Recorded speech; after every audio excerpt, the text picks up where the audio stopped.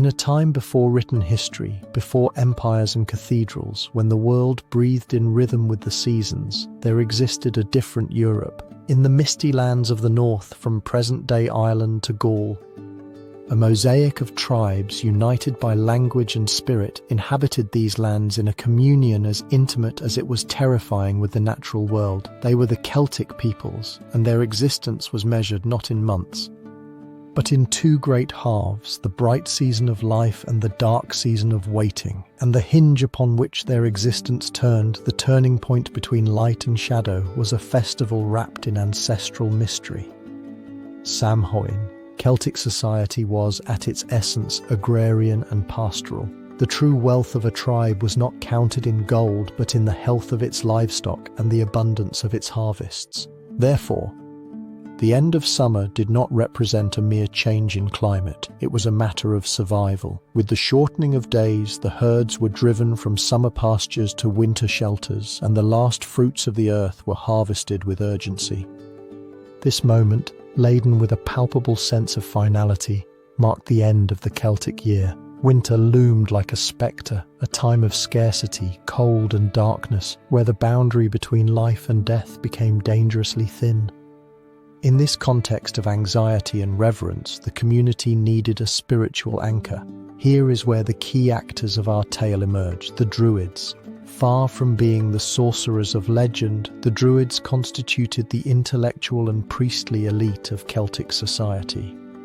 They were judges, poets, astronomers, and above all, mediators between the world of men and the unfathomable realm of gods and spirits. It was not the will of a king, nor an edict carved in stone that gave rise to Samhain, but the arcane knowledge of the Druidic class. It was they who, interpreting cosmic cycles, determined that on the night preceding the first day of winter, a fissure in time opened. The decision to consecrate this night as a sacred portal was theirs. Their purpose was to guide their communities through this dangerous threshold, to appease the invisible forces, and to ensure the rebirth of the sun in spring. The celebration of Samhain, which extended from the evening of the 31st of October until the following day, was an event of overwhelming intensity. Its central ritual revolved around fire.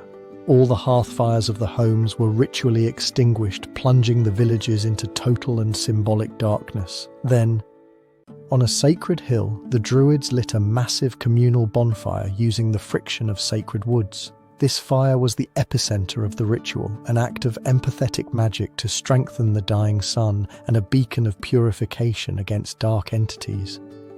Animal sacrifices were made, and according to later Roman chroniclers, sometimes even human sacrifices, whose ashes and bones were scattered to fertilize the land and appease the gods. From this central bonfire, each family took a coal to rekindle the fire of their own home, an act that symbolized the unity of the community in the face of shared darkness. But Samhain was more than fire and sacrifice. It was believed that during this night, the veil separating the world of the living from the other world, Tir na Nog, became permeable. The spirits of ancestors returned to their old homes in search of warmth and sustenance.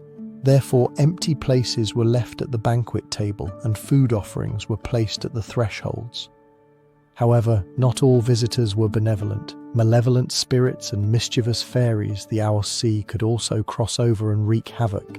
To confuse these beings, people began to wear masks and costumes made from animal skins and heads, hoping to go unnoticed or even to scare them away. Was this the first echo of our modern Halloween costumes? Amidst this charged atmosphere, divination became a crucial practice, using nuts or apples in the fire to predict marriages, deaths, and the fortune of the coming year. The immediate consequences of Samhain were both practical and spiritual. The festival reinforced community bonds just before the forced isolation of winter. It consolidated the authority of the Druids as indispensable guides and guardians of cosmic balance, and most importantly, it planted in the collective imagination an incredibly resilient set of symbols and beliefs. The connection with the dead, the threat of the supernatural, the protective power of fire, and the need for transformation through disguise. This legacy would become the spiritual DNA of what millennia later we would call Halloween. And yet, here lies the central enigma of this chapter. As the Celts did not possess a written tradition, much of what we know about Samhain comes to us through their conquerors and converts, primarily Roman chroniclers and Christian monks, whose accounts were inevitably coloured by their own agendas and prejudices. How accurate are their descriptions? Were the rituals really as wild as their enemies painted them? The true face of Samhain? The authentic nature of the voices that the Druids believed they heard in the wind of that night remains hidden in the mists of time, a secret guarded by history. This intricate world of Celtic tradition, with its bonfires and spectral visitations, was about to face a force that would change it forever. From the south, the legions of Rome advanced, bringing with them their own gods, their own rituals for the dead, and their own harvest festivals. If you're enjoying the video, give it a like and subscribe to see more content from the channel. The echo of the rituals of Samhain, resonating in the forests and hills of the British Isles, would soon meet the roar of an empire, as the Celts prepared for the night when the veil between worlds thinned.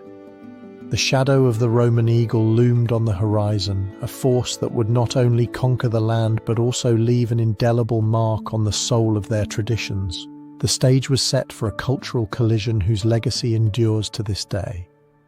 The historical context of this transformation dates back to the year 43 after Christ. Almost a century after the initial incursions of Julius Caesar, it was Emperor Claudius who, seeking to consolidate his power and prestige in Rome, ordered the large-scale invasion of Britannia. The decision was not merely military, it was a declaration of intent. The Roman Empire at its height not only exported legions and architects, but also its complex pantheon of gods, its calendars and its festivities. For almost 400 years, Roman administration imposed its structure on the Celtic landscape. Cities such as Londinium and Eboracum were built, roads were laid that cut through ancient sacred forests, and villas were established where the Romano-British elite lived a hybrid life. It was a prolonged occupation, not a simple incursion, that allowed cultures not only to clash but to begin intertwining in deep and often imperceptible ways. In this process, the decisions of local Roman governors such as Gnaeus Julius Agricola at the end of the 1st century were crucial. His policy, documented by his son-in-law, the historian Tacitus, did not seek to completely eradicate local culture but to promote the interpretatio Romana the practice of assimilating foreign gods and customs by identifying them with their Roman equivalents. This pragmatic strategy allowed for a softer domination and a more effective integration. It was not about prohibiting Samhain, but about allowing its essence to merge with Roman celebrations that shared similar themes. But what celebrations were these, and how could they resonate with such a deeply Celtic festival? Here is where the evolution of Halloween deepens. Two Roman festivities in particular seem to have left their mark. The first was Feralia, celebrated at the end of February. This was the final day of Parentalia, a 9-day period dedicated to honouring deceased ancestors. Roman families visited the graves of their relatives, leaving offerings of flower crowns, ears of wheat, salt and bread soaked in wine. It was a solemn act of remembrance, a duty to appease the manes, the spirits of the dead, and ensure their benevolence. Although the date did not coincide with Samhain, the central theme, the communication and appeasement of the deceased, was an almost perfect echo of the Celtic belief that spirits returned on that sacred night. Over time, in the Romanized provinces of Britannia, it is plausible that both concepts of honouring the dead began to converge in popular consciousness. The second and perhaps more influential celebration was dedicated to Pomona, the Roman goddess of fruits, fruit trees and orchards. Unlike other deities, Pomona did not have a fixed festival date, but her cult was intrinsically linked to the autumn harvest, the same period as Samhain. Her main symbol was the apple, a fruit associated with love, immortality, and divination in multiple ancient cultures.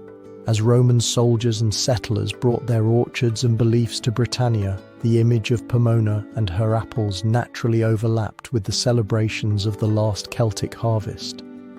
The practice of divination games with apples and nuts, which would become a staple of Halloween celebrations, finds one of its most likely roots here.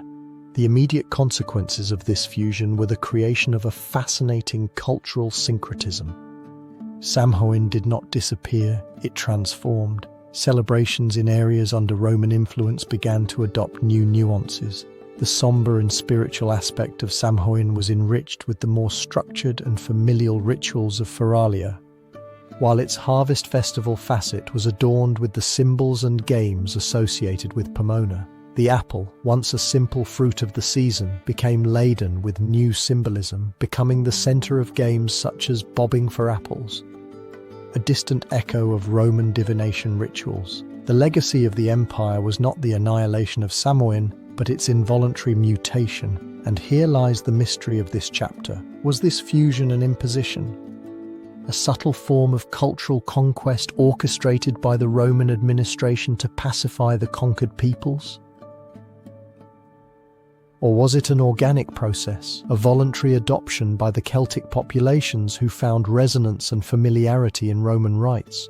Historical records are scarce and ambiguous, leaving a veil of doubt over the true dynamics of this exchange. Celtic traditions, transmitted orally by the Druids, whose influence was brutally suppressed by Rome, survived in the shadows, adapting and adopting the disguise of the conqueror's customs. To what extent was this fusion a cultural conquest? And to what extent was it a disguised survival, an act of silent resistance? The Samhain that emerged from 4 centuries of Roman rule was no longer the same, but its ancient heart continued to beat. This complex mosaic of pagan beliefs, forged in centuries of coexistence and conflict, was about to face its greatest challenge. From the east, a new monotheistic faith advanced with unstoppable force, bringing with it its own saints and martyrs, and a fierce determination to reclaim the souls of Europe, seeking to forever transform the night of Samhain into the eve of All Saints' Day. This syncretism of rites and beliefs, born from conquest and coexistence in the British Isles, would not go unnoticed by a new force sweeping across Europe with an unyielding conviction: Christianity. As the echoes of Feralia and Pomona merged with the whispers of Samhain, the continent entered a new era. The Western Roman Empire had crumbled, leaving behind a power vacuum and a mosaic of barbarian kingdoms.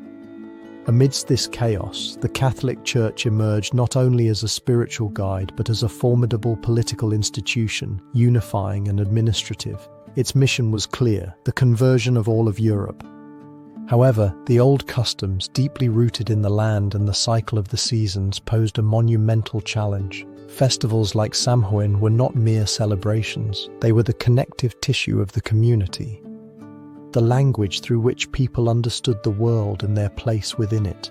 How could a monotheistic faith, with its doctrine of one God and a defined afterlife, absorb rituals dedicated to multiple deities and a chaotic, close spiritual world? The answer to this strategic dilemma would come from one of the most pragmatic leaders in the history of the Church.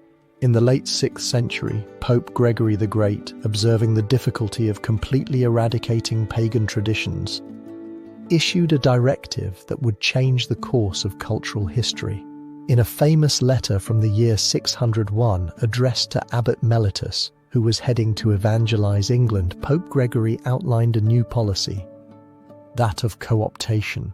Instead of destroying pagan temples, he instructed his missionaries to purify them with holy water and rededicate them as Christian churches. Instead of prohibiting animal sacrifices and popular feasts, he suggested they be converted into celebrations in honor of Christian martyr saints. The logic was shrewd. One cannot uproot a millennia-old belief, but one can graft onto it a new faith, allowing external forms to persist while transforming their internal meaning. It was a decision of remarkable pragmatism, a recognition that spiritual conquest often requires more subtlety than brute force. Armed with this new strategy, Christian missionaries began to work throughout Europe. Celtic sacred wells were renamed after saints, venerated trees became the sites of new chapels, but Samhain, with its deep connection to death, spirits, and the threshold between worlds, remained a particularly resistant enigma. How could one Christianize a night believed to tear the veil between the living and the dead? The first significant attempt to overlay a Christian festival onto a pagan one related to the dead took place in Rome. In the year 609, Pope Boniface IV consecrated the Pantheon, the ancient Roman temple dedicated to all gods, to the Virgin Mary and all martyrs. He established an annual feast to commemorate this event every 13th of May, a date that curiously coincided with the last day of Lemuria, an ancient Roman festival to appease wandering spirits. But was it enough to change the name and purpose of a temple in Rome to influence the distant Celtic lands? Evidence suggests that the impact was limited. The tradition of Samhain at the end of autumn continued unabated. The decisive movement would come more than a century later. In the 8th century, Pope Gregory III dedicated an oratory in St. Peter's Basilica to the relics of the holy apostles and of all saints, martyrs and confessors. He set the date for this commemoration on the 1st of November. Initially, this celebration was limited to the Diocese of Rome. However, a century later, in the year 835, Pope Gregory IV, with the backing of the powerful Carolingian Emperor Louis the Pious, extended the observance of this feast to the entire Holy Roman Empire. The date, the 1st of November, now directly overlapped with the ancient Samhain. Could a papal directive truly extinguish the flame of a millennia-old belief? The immediate consequences were not eradication, but a fascinating and complex fusion. Common people, now instructed to honor all saints on the 1st of November, did not abandon their ancestral customs overnight. The eve of the new sacred feast, the night of the 31st of October, retained its ancient character. The bonfires that had once been lit to guide friendly spirits and ward off malevolent ones were perhaps now lit in honor of the saints, but their glow in the darkness continued to evoke the mystery of the longest night of the year. The belief in ghosts, fairies, and other beings from the other world did not disappear. It simply took refuge in the shadow of the new Christian festival, becoming part of the folklore associated with All Hallows' Eve. This leaves us facing the central enigma of this chapter. The establishment of All Saints' Day on the 1st of November is a documented historical fact. However, the motivation behind the choice of that specific date remains a subject of debate among historians. Was it a fortunate coincidence, a simple administrative decision by Pope Gregory III when dedicating his chapel, or was it the final and deliberate move in a spiritual chess game that had been played for centuries? A calculated strategy by the ecclesiastical hierarchy to supplant and absorb once and for all the most potent and resistant pagan festival in Europe. The shadow of Samhain had not been erased. It had been given a new name. And with that name, a vigil was born, a sacred eve that time would come to know as All Hallows' Eve. The stage was set for the formal creation of one of the most important festivals in the Christian calendar, All Saints' Day.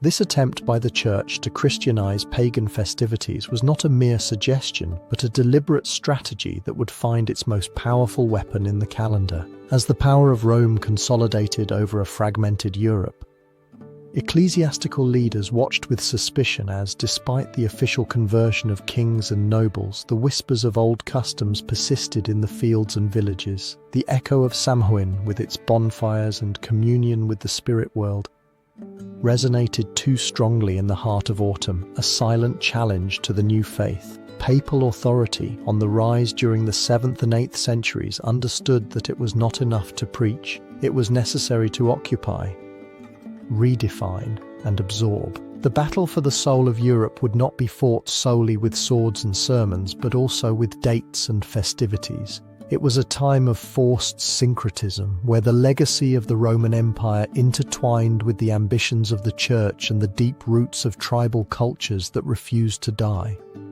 In this complex scenario, two papal figures made decisions that would forever change the spiritual calendar of the West. The first was Pope Boniface IV in the early 7th century, in an act of immense symbolism.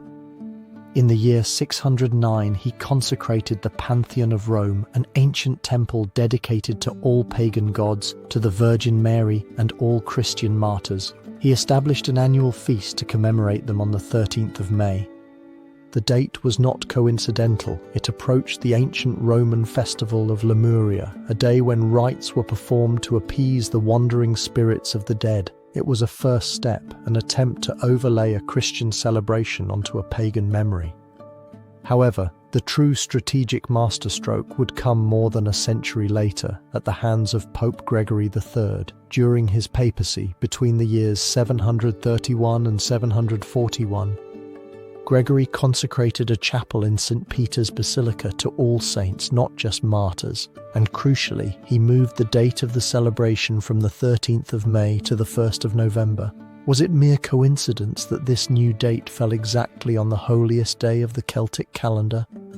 Samhain? Historians doubt it. Gregory III's decision seems a calculated move, a maneuver of precise calculation to eclipse the pagan festival with one of the most important celebrations of Christianity. Ultimately, it would be Pope Gregory IV in the 9th century who, with the backing of the Carolingian Emperor Louis the Pious, would extend the observance of All Saints' Day on the 1st of November to the entire Holy Roman Empire, cementing its place in the European calendar. The unfolding of events was as subtle as it was relentless. By planting the flag of All Saints' Day over the 1st of November, the Church did not eliminate the traditions of the night before. It recontextualized them. The eve of All Saints' Day, in English All Hallows' Day, became known as All Hallows' Eve. Over time, and with the contraction of language, All Hallows' Eve transformed into the term we know today. Halloween. The papal strategy had inadvertently created the very name of its ancient rival. The bonfires that were once lit to guide the spirits of ancestors and ward off malevolent forces could now be seen as fires to honor the saints and keep demons at bay on the eve of a sacred day. The belief in the thinning of the veil between worlds was not eradicated but reinterpreted. The spirits that roamed on the night of the 31st of October were no longer necessarily those of Celtic ancestors, but the souls from purgatory or forces of evil against which the holiness of the following day offered protection. The immediate consequences of this overlay were profound and lasting. Far from extinguishing the practices of Samhain, the creation of All Saints' Day preserved them under a new guise. The Church, in an effort to control the spiritual narrative, had created a liminal space in the calendar where the pagan and the Christian could coexist, merge and mutate.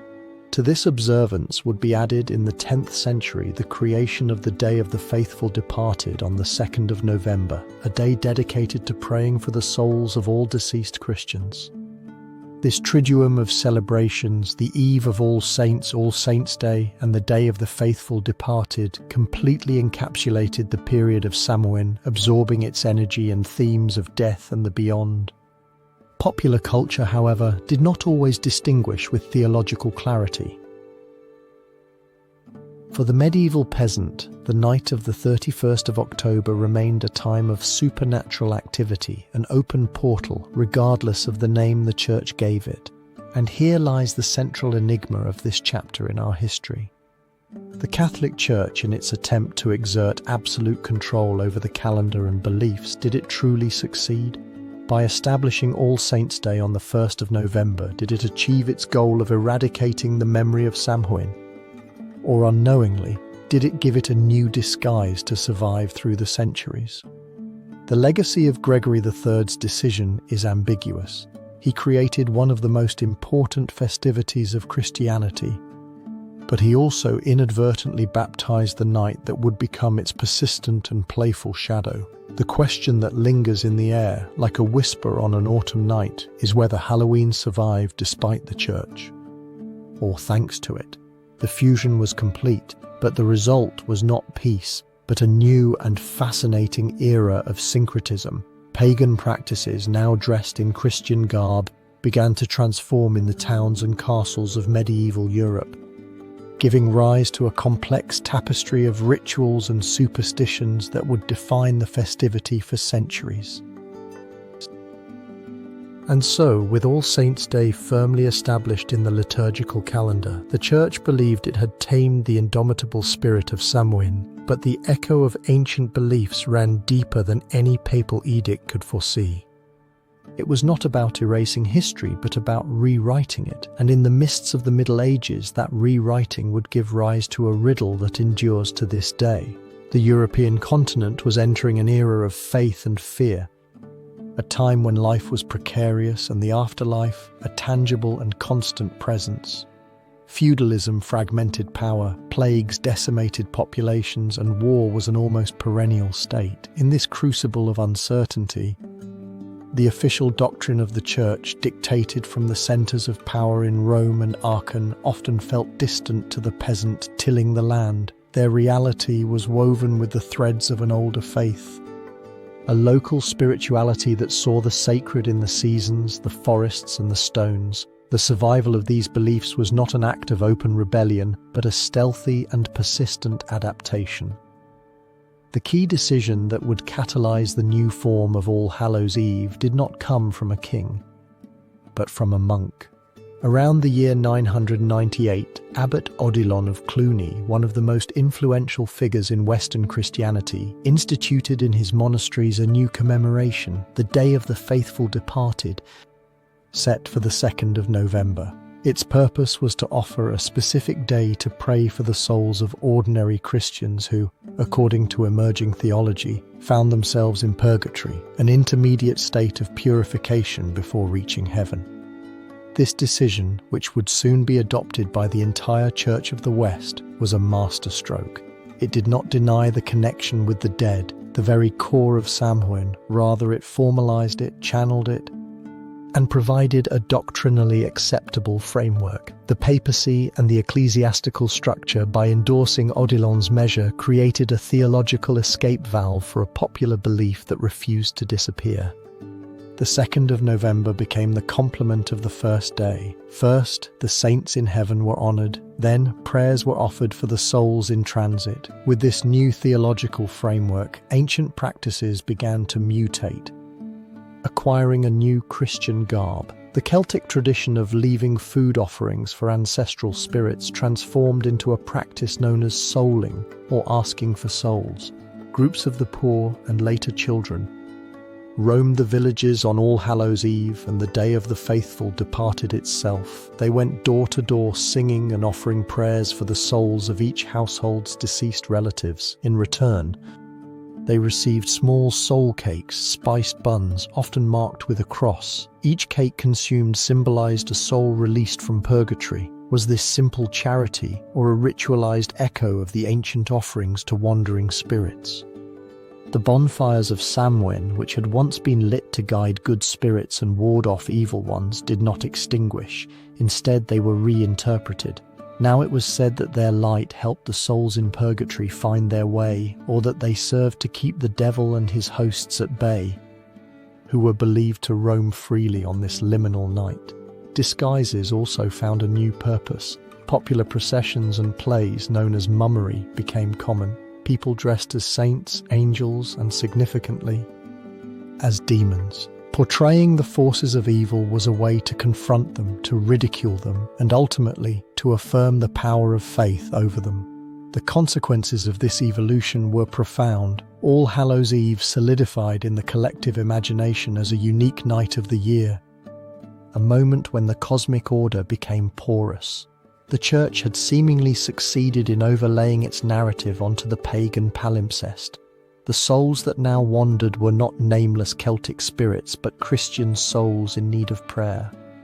The monsters were not beings from the other world, but demons defined by Christian theology. A cultural symbiosis had been created. The structure was Christian, but the energy, the fear, and the sense of the supernatural continued to draw from much older sources. The festivity became a mirror of the medieval mindset itself, a tense coexistence between official doctrine and a deeply rooted popular superstition that refused to die. And here lies the riddle of this era. By giving a name and a place in the calendar to these practices, did the Church truly succeed in Christianizing the night, or was it the other way around? Were the ancient rites the ones that, donning a new disguise, infiltrated the very heart of popular Christianity, ensuring their survival through the centuries? The line between praying for a soul in purgatory and appeasing a wandering ghost became dangerously thin. This complex balance between official doctrine and popular superstition would define the Night of the Dead for centuries, forging a legacy that seemed immutable, but an unprecedented religious schism was about to erupt in Europe. One that would declare war not only on Rome but also on the saints, the souls in purgatory, and the rituals that honored them, threatening to extinguish forever the fire of Halloween. If you're enjoying the video, give it a like and subscribe to see more content from the channel. Those medieval practices, a dense tapestry of superstition, faith, and ancestral rituals, had deeply rooted themselves in the soul of Europe, but their era was about to collide with a transformative force. A theological and political storm that would not only redraw the religious map of the continent, but also cast a long shadow over All Hallows' Eve itself. The stage was set for a confrontation that threatened to extinguish the bonfires of Halloween forever. In the early 16th century, the power of the Roman Catholic Church was immense, but its authority was beginning to crack. A growing discontent over clerical corruption, the sale of indulgences, and the distance between the opulence of the ecclesiastical hierarchy and the lives of the faithful created an atmosphere of palpable tension. In this crucible of religious fervor and political agitation, popular traditions, especially those that blended the sacred with what was perceived as pagan, became an ideological battleground. The veneration of saints and relics, and the prayers for souls in purgatory, fundamental pillars of All Saints' Day and All Souls' Day, were precisely the doctrines that were about to be challenged. It was in this context that figures emerged whose determination would change the course of history. In the year 1517, a German Augustinian monk named Martin Luther nailed his 95 Theses to the door of the church in Wittenberg. His decision to challenge the doctrine of purgatory and the intercession of saints was a direct blow to the theological heart of the Halloween season. For Luther and his followers, praying for the dead or venerating saints was a practice without biblical foundation, a superstition that needed to be purged. Further south in Geneva, John Calvin took this logic to an even more rigorous extreme. His theology left no room for festivities that were not explicitly ordained in the scriptures. For Calvinists, any ritual that smelled of papism or paganism, such as processions, bonfires, and offerings on All Saints' Day, was an abomination. Meanwhile, in England, Henry VIII's break with Rome, although initially motivated by his desire to annul his marriage, opened the door to a reformation of its own character. His successors, especially during the reigns of Edward VI and later under Puritan influence in Parliament, made decisions aimed at systematically eradicating the Catholic legacy of the country. The unfolding of events was relentless. As the Protestant Reformation spread across Northern Europe, new governments and ecclesiastical authorities issued decrees to suppress Catholic festivities. In Protestant England, the Act of Uniformity and successive religious policies actively sought to dismantle the liturgical calendar of saints.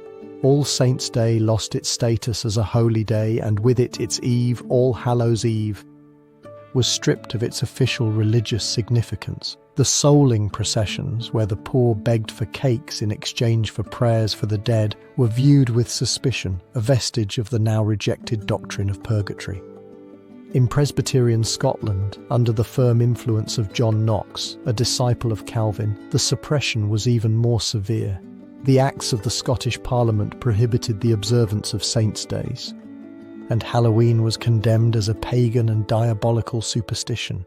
But could such an ancient and popular tradition be erased simply by decree? The immediate consequences of this cultural purge were profound and varied. In the most fervently Protestant regions, such as Scotland, much of England, and the Netherlands, Halloween practically disappeared from public life. Its practices were pushed underground or barely survived in isolated rural areas. often stripped of their religious context and associated in the minds of authorities with witchcraft and evil. It is no coincidence that the great witch hunts in Europe reached their peak during this same period of religious upheaval. In England, a new festival emerged to fill the void left by the bonfires of early November, Guy Fawkes Night on the 5th of November, celebrating the failure of a Catholic plot to blow up Parliament. This new festivity co-opted many elements of Halloween, such as bonfires and effigies, but gave them a new meaning, markedly political and anti-Catholic. However, in the Catholic strongholds that resisted the Reformation, such as Ireland and parts of the Scottish Highlands, Halloween traditions not only survived but thrived. They became a symbol of cultural identity and religious resistance in the face of Protestant encroachment. And here lies the mystery of this era. Despite the coordinated efforts of some of the most powerful states and religious leaders in Europe to eradicate it, the essence of Halloween did not die. It was suppressed, transformed, demonized, but its echoes persisted. How did a tradition, stripped of its official religious anchor and pursued by the authorities, manage to keep its flame alive? The mystery of its survival does not lie in the decrees of kings or in the synods of bishops, but in the tenacity of popular memory, in the whispers of stories told by the warmth of the fire, and in the rituals practiced in the intimacy of communities that refused to forget. The spectral legacy of the old festivity clung to life in the margins of society. The enigma of its survival would not be resolved in the fields and courts of Europe, but across the ocean, carried in the memory and hope of those fleeing famine and oppression, bringing with them the last echoes of the ancient All Hallows' Eve to a new world. America. As the embers of ancient celebrations extinguished across much of Europe under the weight of reform and modernity, an unprecedented crisis was about to stoke the flames on a continent across the ocean. The echo of Samhain, silenced in many parts of its homeland, had not yet spoken its final word. Its survival now depended on a desperate journey, born of famine and desolation. By the mid-19th century, Ireland found itself in a state of extreme vulnerability. Decades of agricultural policies imposed by the British government had left the majority of the peasant population, predominantly Catholic, dependent on a single crop for their subsistence: the potato. It was a precarious system, an economic and social house of cards waiting for the breath of wind that would bring it all crashing down. That breath arrived in 1845 not as an army, but as a microscopic fungus, Phytophthora infestans *. The Great Famine had begun. The blight annihilated the harvests year after year, plunging the island into unimaginable horror. In this apocalyptic scenario, the decisions made in the corridors of power in London sealed the fate of millions. The Prime Minister, Sir Robert Peel, initially attempted to mitigate the crisis by importing corn from America, a measure that, although insufficient, demonstrated some awareness of the disaster. However, his government fell in 1846 and was replaced by that of Lord John Russell, a staunch advocate of laissez-faire, the doctrine of non-intervention by the state in the economy. Under the supervision of Charles Trevelyan, Assistant Secretary to the Treasury, British policy became inflexible. Trevelyan, convinced that the famine was a divine mechanism to correct Irish indolence, insisted that aid should be minimal, forcing millions of people into an impossible choice: die of hunger or abandon the only land they had ever known. The decision to prioritize economic ideology over human life triggered a massive exodus, one of the largest migrations in modern history. Thus began the journey. Crowded ships, soon to be known as coffin ships, crossed the Atlantic carrying a human cargo devastated by hunger and disease. Alongside the Scots, who were also emigrating due to economic hardships, more than 1 million Irish arrived on the shores of North America. They disembarked at ports such as New York, Boston, and Philadelphia, with no material possessions but carrying an invisible luggage of incalculable value: their culture, their music, their faith, and, crucially, their ancestral traditions. In the shadows of their minds and in the whispers of their stories, they carried with them the memory of the night when the veil between worlds grew thinner. They brought with them Samhain, now known as Halloween. The immediate consequences of their arrival were complex. These immigrants, poor and Catholic, were met with suspicion and hostility by a segment of the predominantly Protestant American population. They crowded into slums, creating tight-knit communities where they could preserve their identity. It was in the intimacy of these enclaves, in crowded basements and kitchens, that old customs found new and fertile ground. The communal bonfires of Ireland transformed into small flickering candles in the windows. Apple and nut divination games, which foretold romantic futures, were played to find a glimmer of hope in an uncertain present, and the ancient practice of carving grotesque faces into turnips to ward off wandering spirits continued. Though now, with the tubers they found in their new home, these were acts of cultural resistance, an anchor to a past that had been taken from them. And here lies the central enigma of this chapter. It is not a question of whether the traditions survived the journey, but rather why they did so with such tenacity. What ancestral power resided in these rituals of remembrance and mischief that a people, stripped of almost everything, clung to them with such indomitable strength?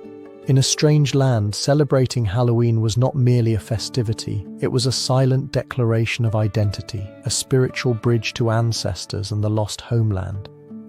A way to make sense of the chaos and death they had witnessed. The seeds of Samhain had crossed the Atlantic, now planted in new and unfamiliar soil, but they could not remain as an echo of the old world forever. They were destined to interact, to clash, and to merge with the customs of their new homeland, initiating an unpredictable metamorphosis. The Irish and Scottish Halloween was about to die to be reborn, giving way to an unexpected and purely American transformation. The seeds of Samhain, carried in the hearts of immigrants across an ocean of uncertainty, quickly found unexpectedly fertile ground in the New World. However, this ground, that of the United States in the late 19th and early 20th centuries, would transform the ancient harvest in ways its original bearers could never have imagined. The echo of the Irish hills was about to be absorbed and remixed in the clamour of a nation under construction. The historical context of this metamorphosis is crucial. America was a boiling melting pot, not only of cultures but also of tensions. Rapid industrialization and urbanization created overcrowded cities. A mosaic of immigrant communities struggling to maintain their identities while a new national identity was being forged. The Anglo-Saxon Protestant elites who dominated civic and economic life watched with suspicion the rustic and, in their eyes, chaotic customs of the newcomers. The Halloween brought by the Irish and Scots was not a celebration of sweets and children's costumes. It was a night of mischief, often destructive, an explosion of ritualized disorder that included everything from overturning outhouses to dismantling neighbors' fences. For the ruling classes, this annual vandalism was a symptom of social disintegration, a threat to order and property that needed to be controlled. This is where the cultural shapers of this transformation come into play. Not kings or generals, but a more diffuse and modern set of actors. On one side, the civic elites and social reform movements of the progressive era. Their decision was deliberate: to eradicate vandalism. Mere police repression was not enough. The festivity had to be co-opted, stripped of its most anarchic elements, and redirected towards community and family activities. On the other side, an emerging power. Industry. Influential publications such as *Good Housekeeping* and *Ladies. Home Journal * began to publish articles promoting the idea of Halloween parties, offering detailed guides on decorations, games, and menus. Companies like the Denison Manufacturing Company from Massachusetts saw a golden opportunity and, starting in the decade of 1910, began mass-producing party guides and crepe paper decorations, standardizing the aesthetic of Halloween with their iconic black and orange colors. The decision of these corporations was not cultural but economic, to transform a folk rite into a consumer product. The development of events was gradual but relentless. During the last decades of the 19th century, Halloween remained a night of chaos. But by the early 20th century, the campaign for its domestication began to bear fruit. Cities and towns, driven by their local leaders, started organizing parades and community parties. The intention was clear: to keep the youth occupied and under supervision, instead of wandering the streets causing havoc. They now participated in contests and organized events. The festivity moved from the anonymous and nocturnal public space to the controlled space of the family living room or community center. The fortune-telling games, a direct echo of Samhain practices, remained, but stripped of their mystical seriousness and transformed into simple party pastimes such as bobbing for apples. But what was being lost in this process? Was the very soul of the festivity being exchanged for respectability? The immediate consequences were profound.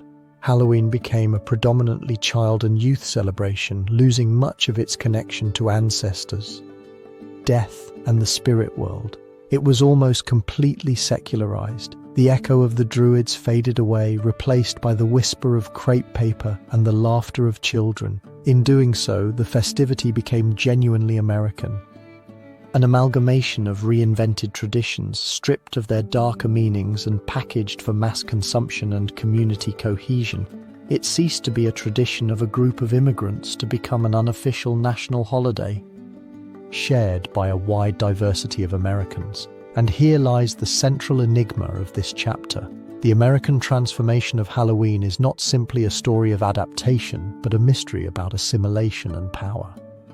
Was it a deliberate act of cultural erasure, a strategy by the elites to neutralize a foreign and potentially subversive custom? Or was it the inevitable result of a pragmatic and commercial society that instinctively absorbs and reinvents everything it touches? The ghost of the old Halloween, with its genuine fear of darkness and its celebration of chaos, was not exorcised. It was simply dressed in new and friendlier clothes.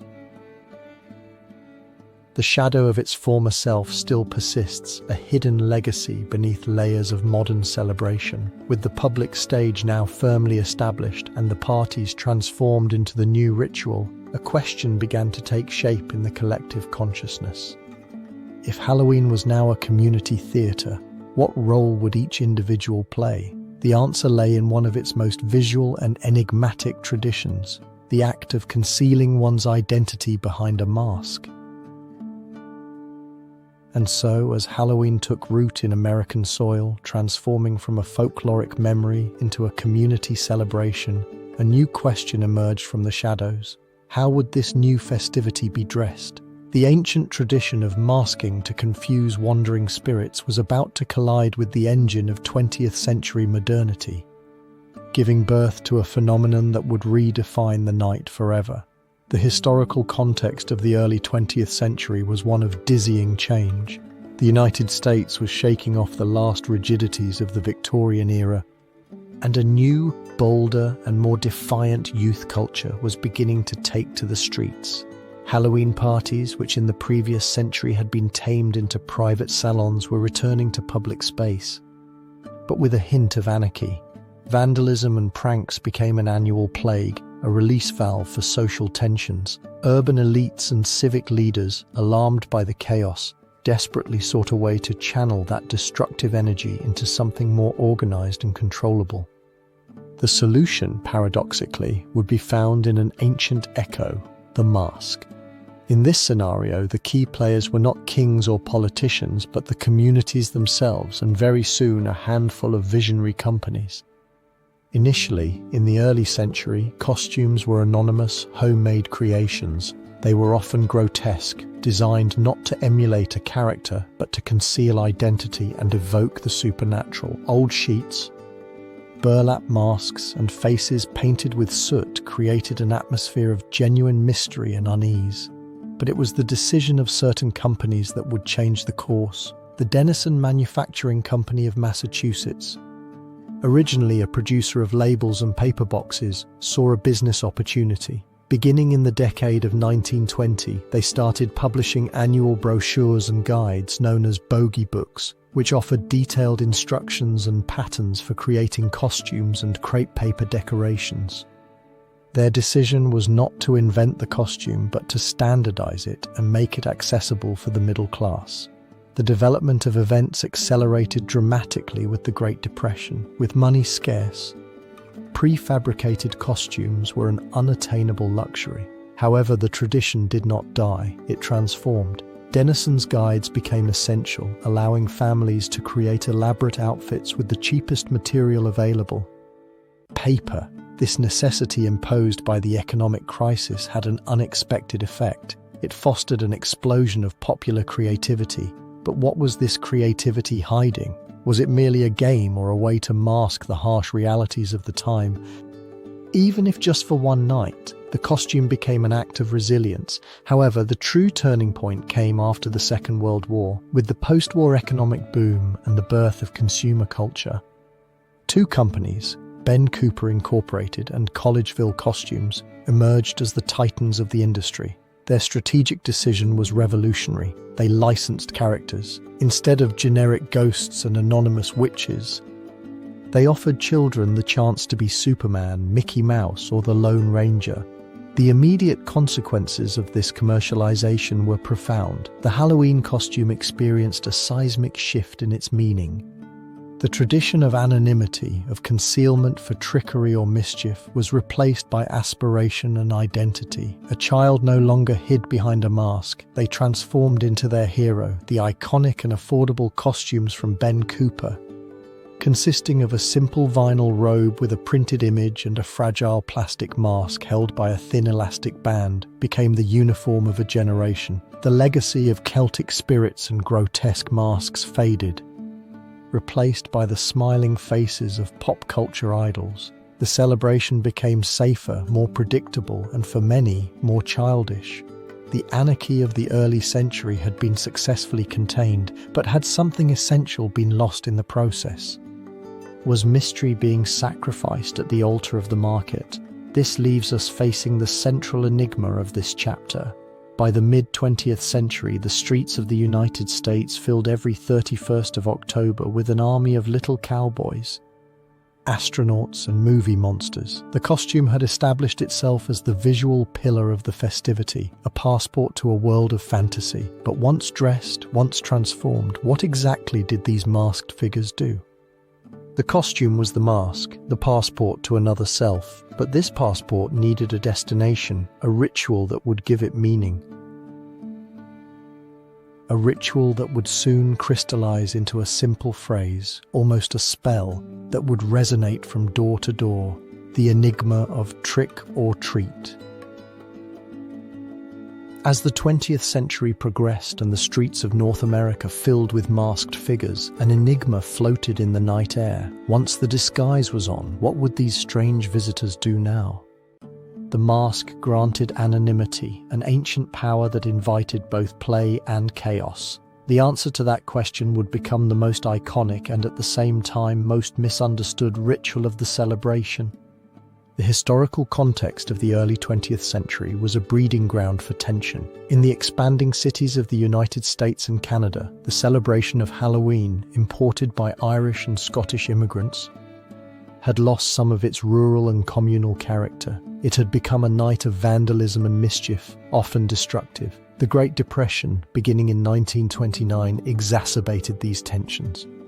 Young people without prospects vented their frustrations on the only night of the year when disorder seemed to be allowed.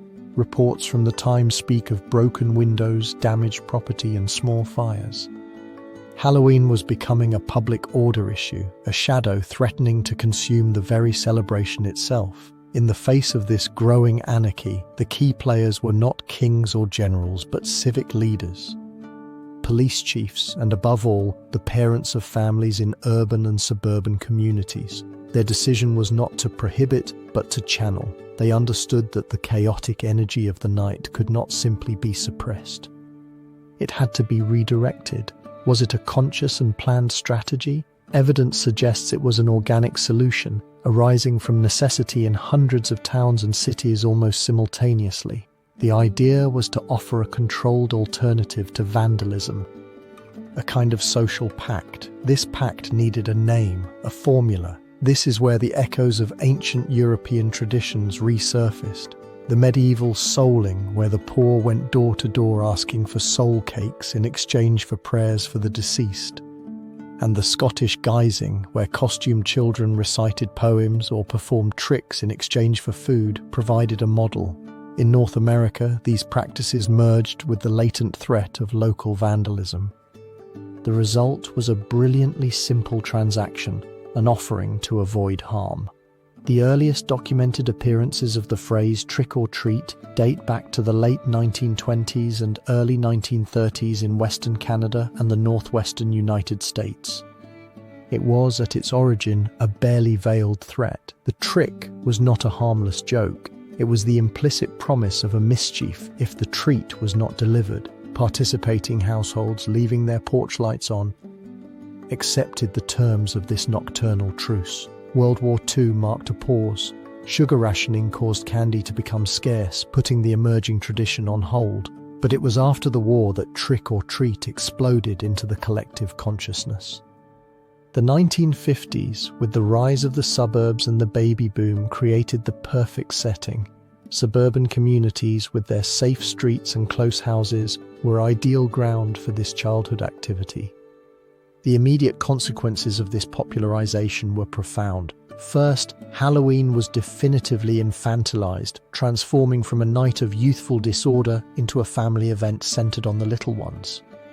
Second, the trick almost completely lost its threatening edge, becoming a purely ritual phrase. And third, candy corporations such as Hershey, Mars and Brach's identified a golden opportunity. They promoted individually wrapped candies as a safer and more hygienic option than homemade treats, consolidating a multi-million-dollar market that would forever redefine the economy of the celebration. The enigma, therefore, does not reside so much in the origin of the phrase, but in the astonishing social alchemy that transmuted a veiled extortion into the most endearing ritual of North American childhood. How was the memory of fear and vandalism that gave rise to it erased from collective memory, leaving only the sweet reward and the excitement of the night? The pact to contain chaos became a celebration of community, a door-to-door journey that paradoxically strengthened neighborhood bonds.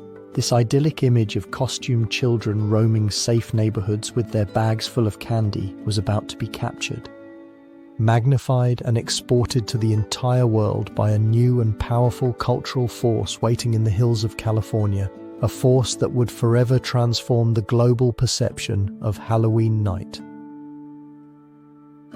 As the echo of trick or treat began to resonate in the streets of North America, solidifying a communal childhood rite, a new narrative power, a factory of dreams and nightmares, was about to take those nascent traditions and project them onto a silver screen at an unimaginable global scale.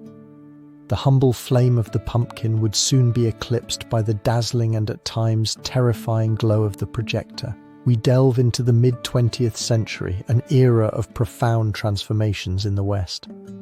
In the aftermath of the ashes of the Second World War, the United States was experiencing an economic boom that led to the expansion of suburbs and the birth of a mass consumer culture. In this new social landscape, two media forces, cinema in its golden age and the emerging television, became the arbiters of taste and popular culture.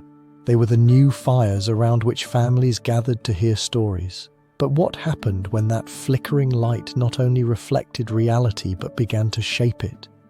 The traditions of Halloween, until then an amalgamation of regional folklore and community practices, suddenly found themselves under the spotlight of unprecedented interest from the major Hollywood studios.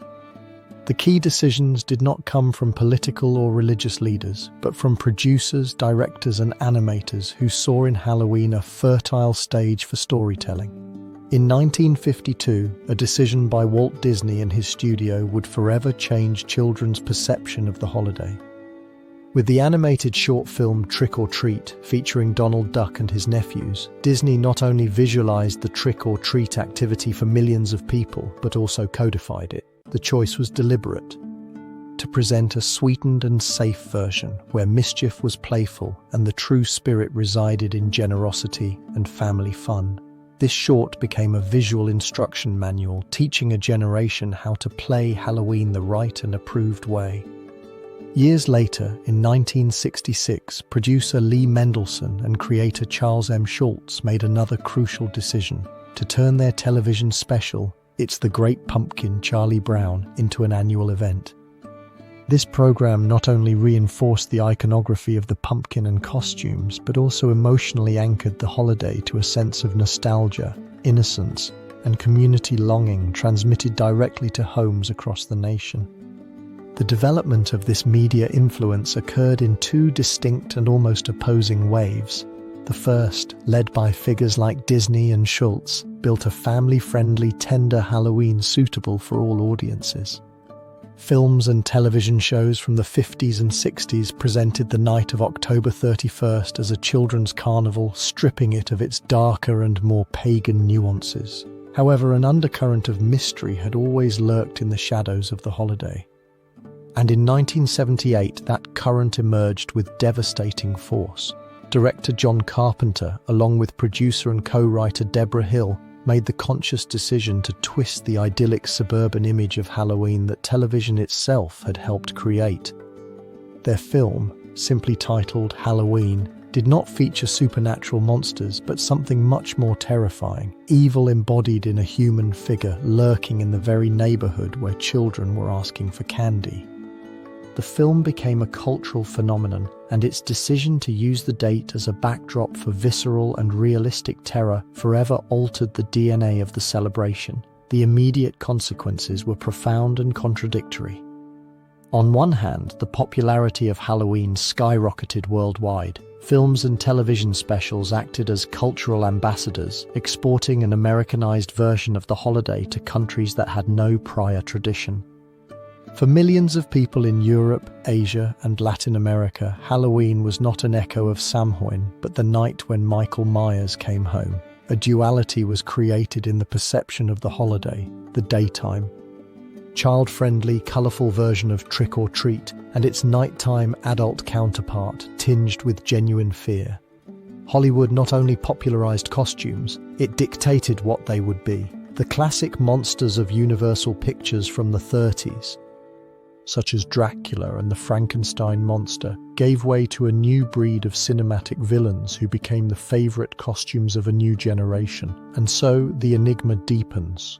How much of our modern Halloween is an echo of ancient traditions, and how much is a meticulously crafted script in the Hollywood studios?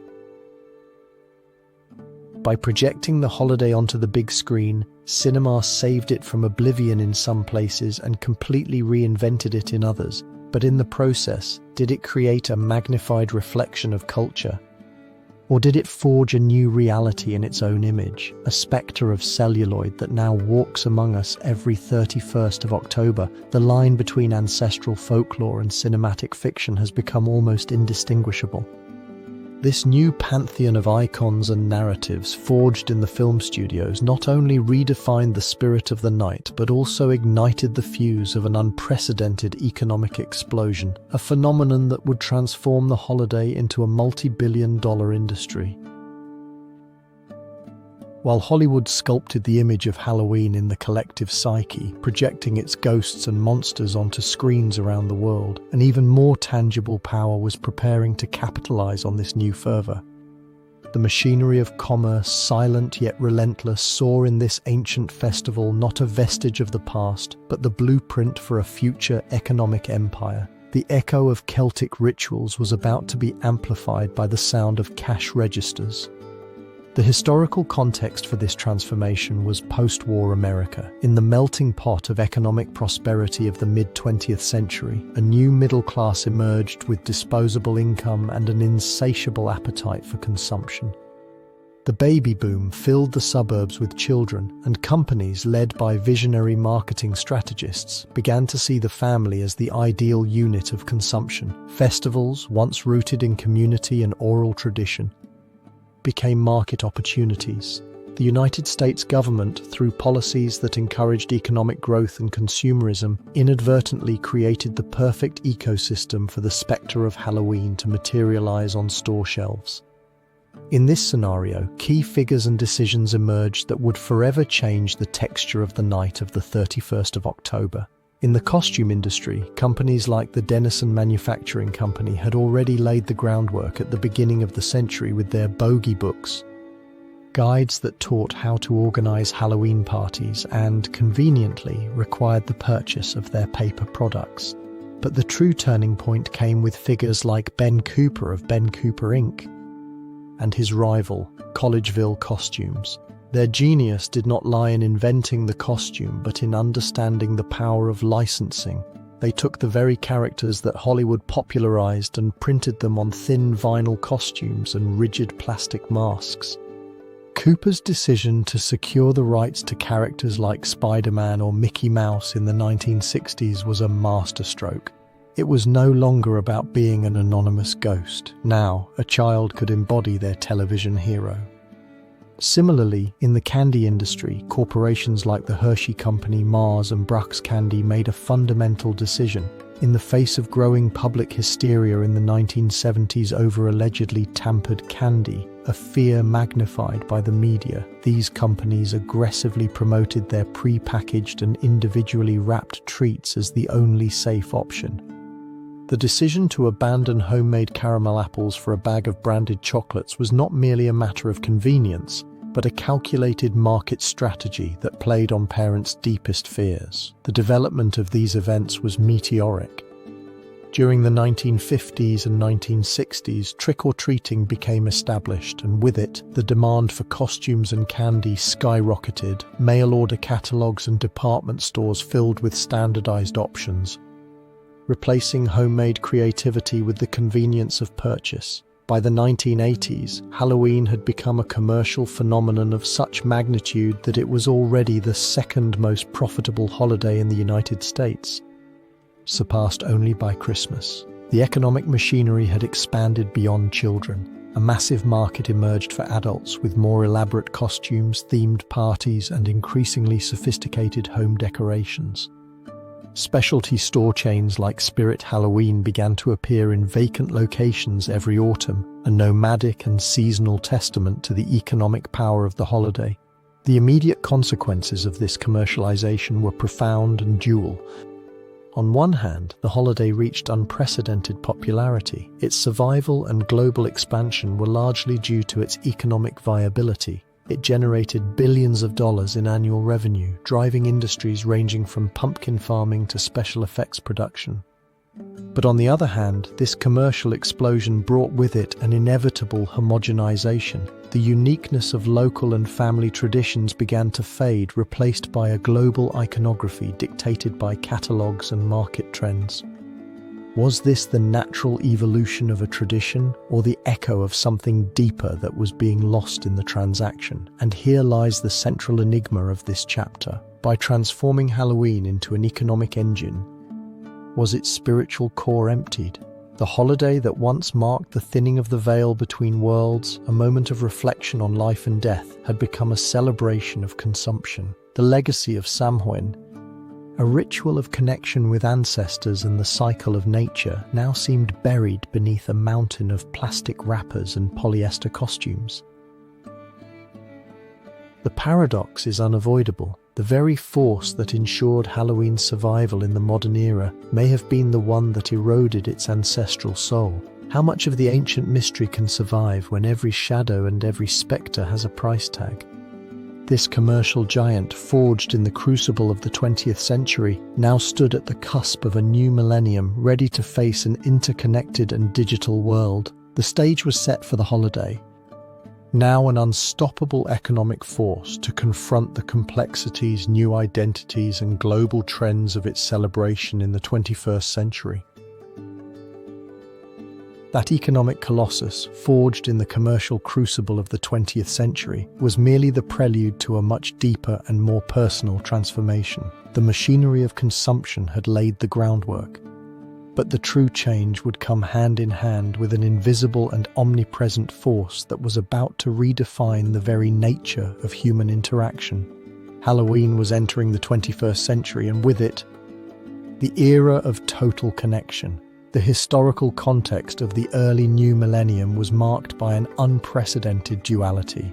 On one hand, the rise of the internet and the nascent emergence of social networks promised an interconnected world, a global village where ideas and cultures would flow freely.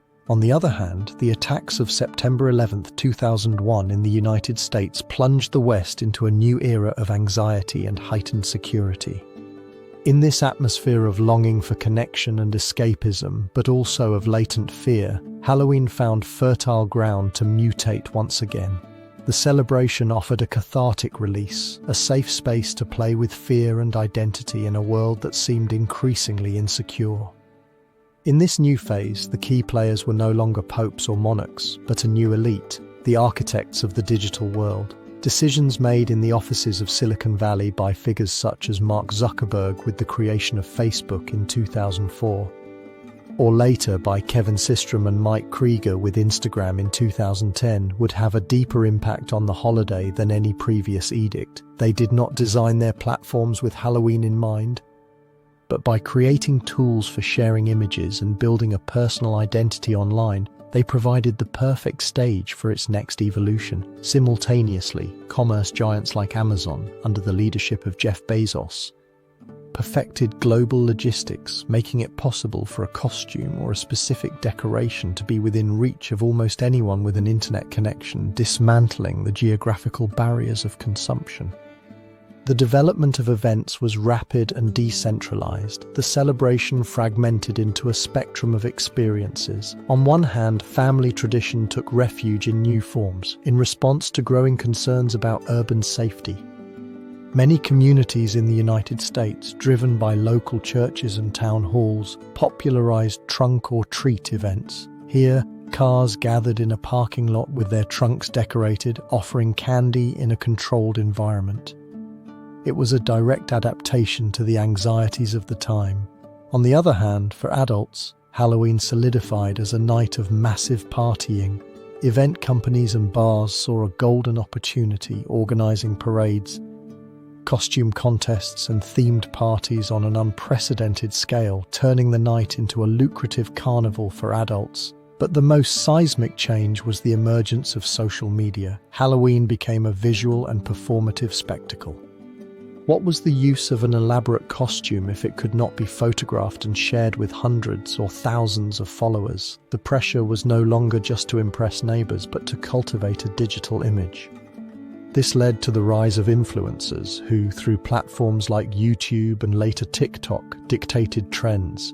Special effects makeup tutorials garnered millions of views, transforming ordinary faces into cinematic monstrosities. A clever costume could go viral in a matter of hours, replicated by thousands around the world. The holiday became content. The immediate consequences of this digitalization were paradoxical. On one hand, there was hyper-personalization. Each individual could curate their own Halloween experience, choosing between a horror party, a family night, a movie marathon, or simply creating an elaborate look for Instagram.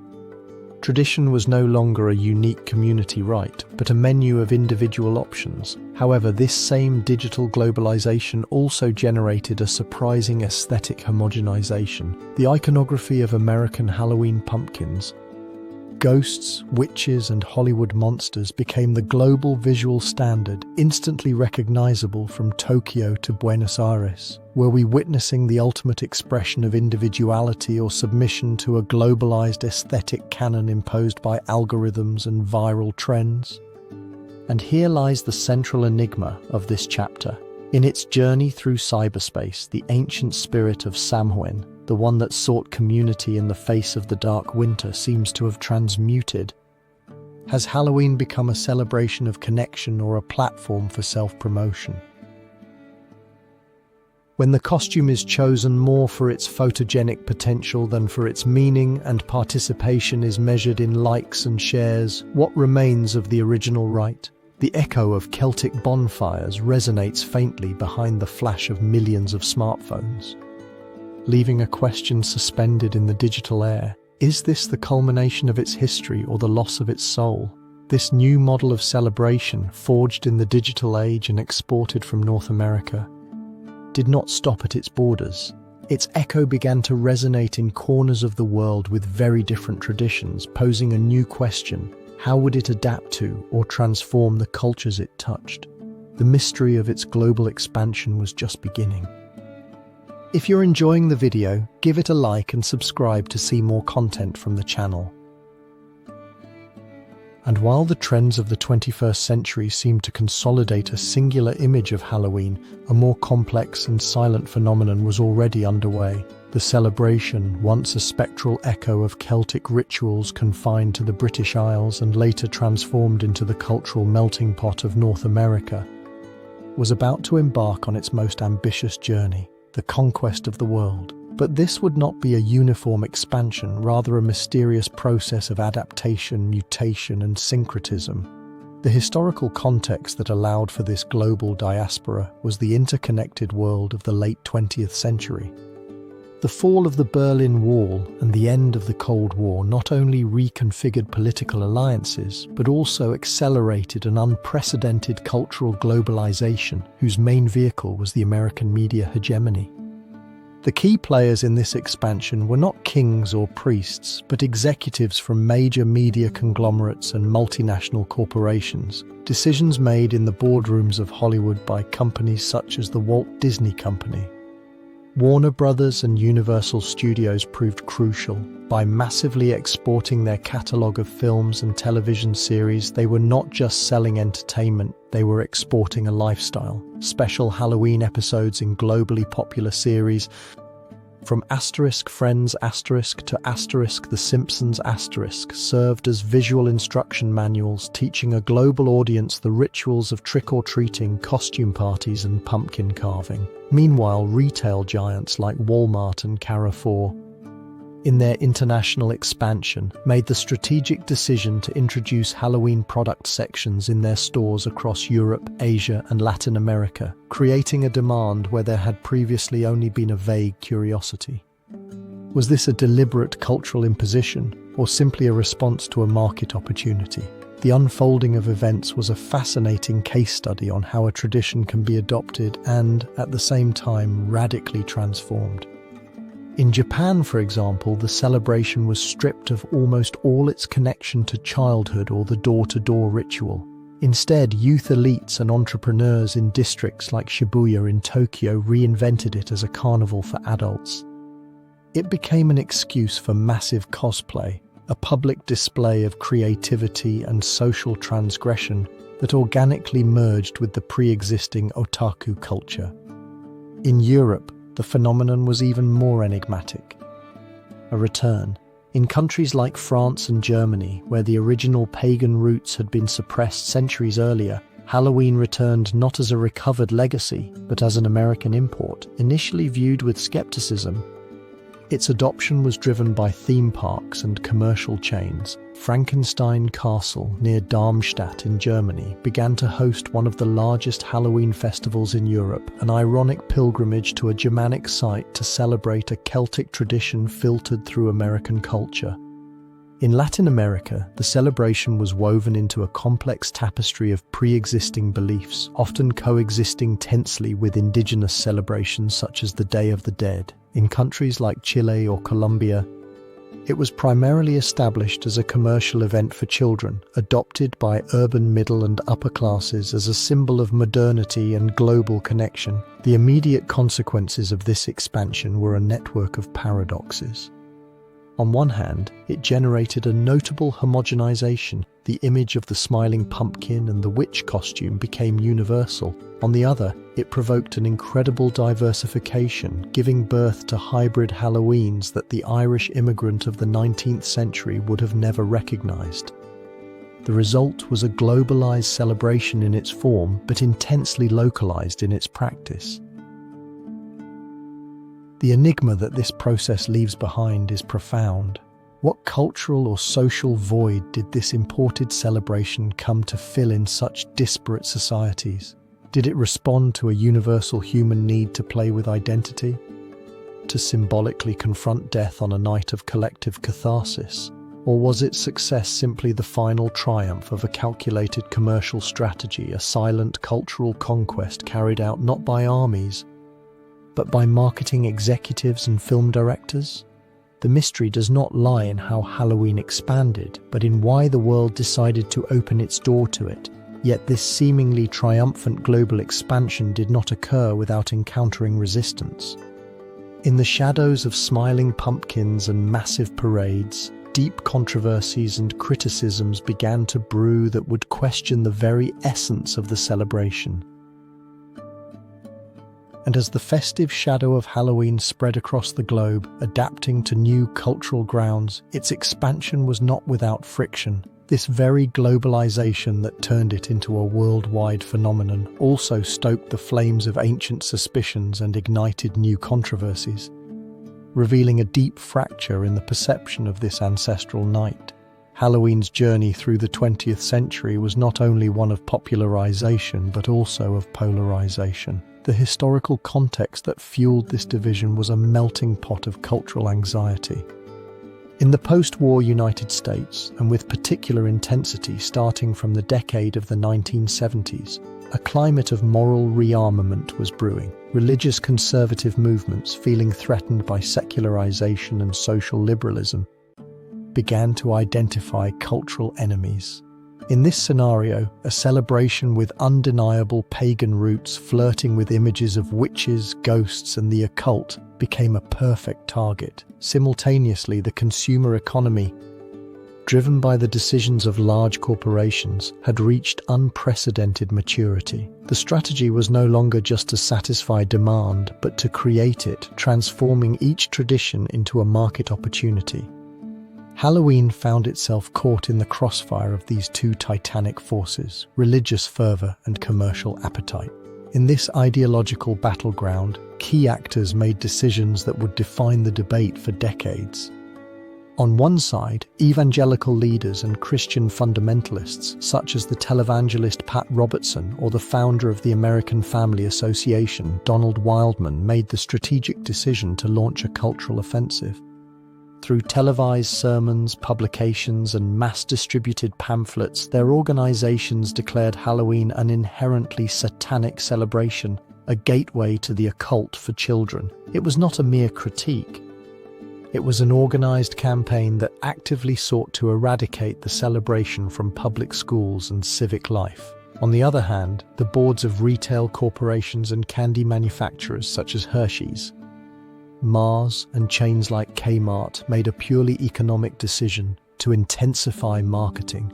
They invested millions in advertising, designed themed aisles, and extended the Halloween season from the end of August to October, transforming the night into the second largest consumer event of the year, only behind Christmas. The development of these events manifested in a visible social schism. During the decades of the 1980s and 90s, the echo of the Satanic Panic, a moral panic about an alleged widespread ritual satanic abuse, clung to Halloween. Stories, mostly unfounded, about poisoned or tampered candies by cults generated a wave of fear.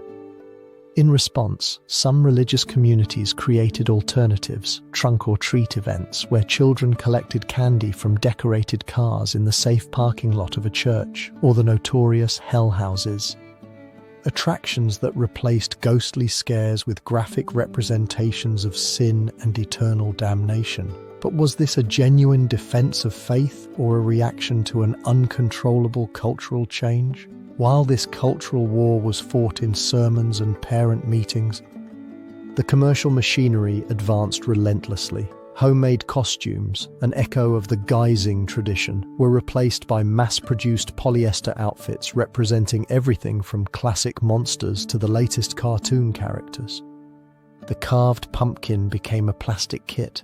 Was the true ghost haunting Halloween not a demon, but the spectre of rampant consumerism draining meaning from its ancient rites? The immediate consequences of this dual pressure were paradoxical. The religious critique, far from extinguishing the celebration, charged it with an aura of transgression that for many teenagers and young adults made it even more appealing. It reinforced its connection to horror and the forbidden. Commercialization, for its part, anchored it firmly in the family calendar, making it too big and economically important to fail. This led to new critiques, this time from a secular front, denouncing cultural appropriation in insensitive costumes and the environmental impact of a disposable holiday.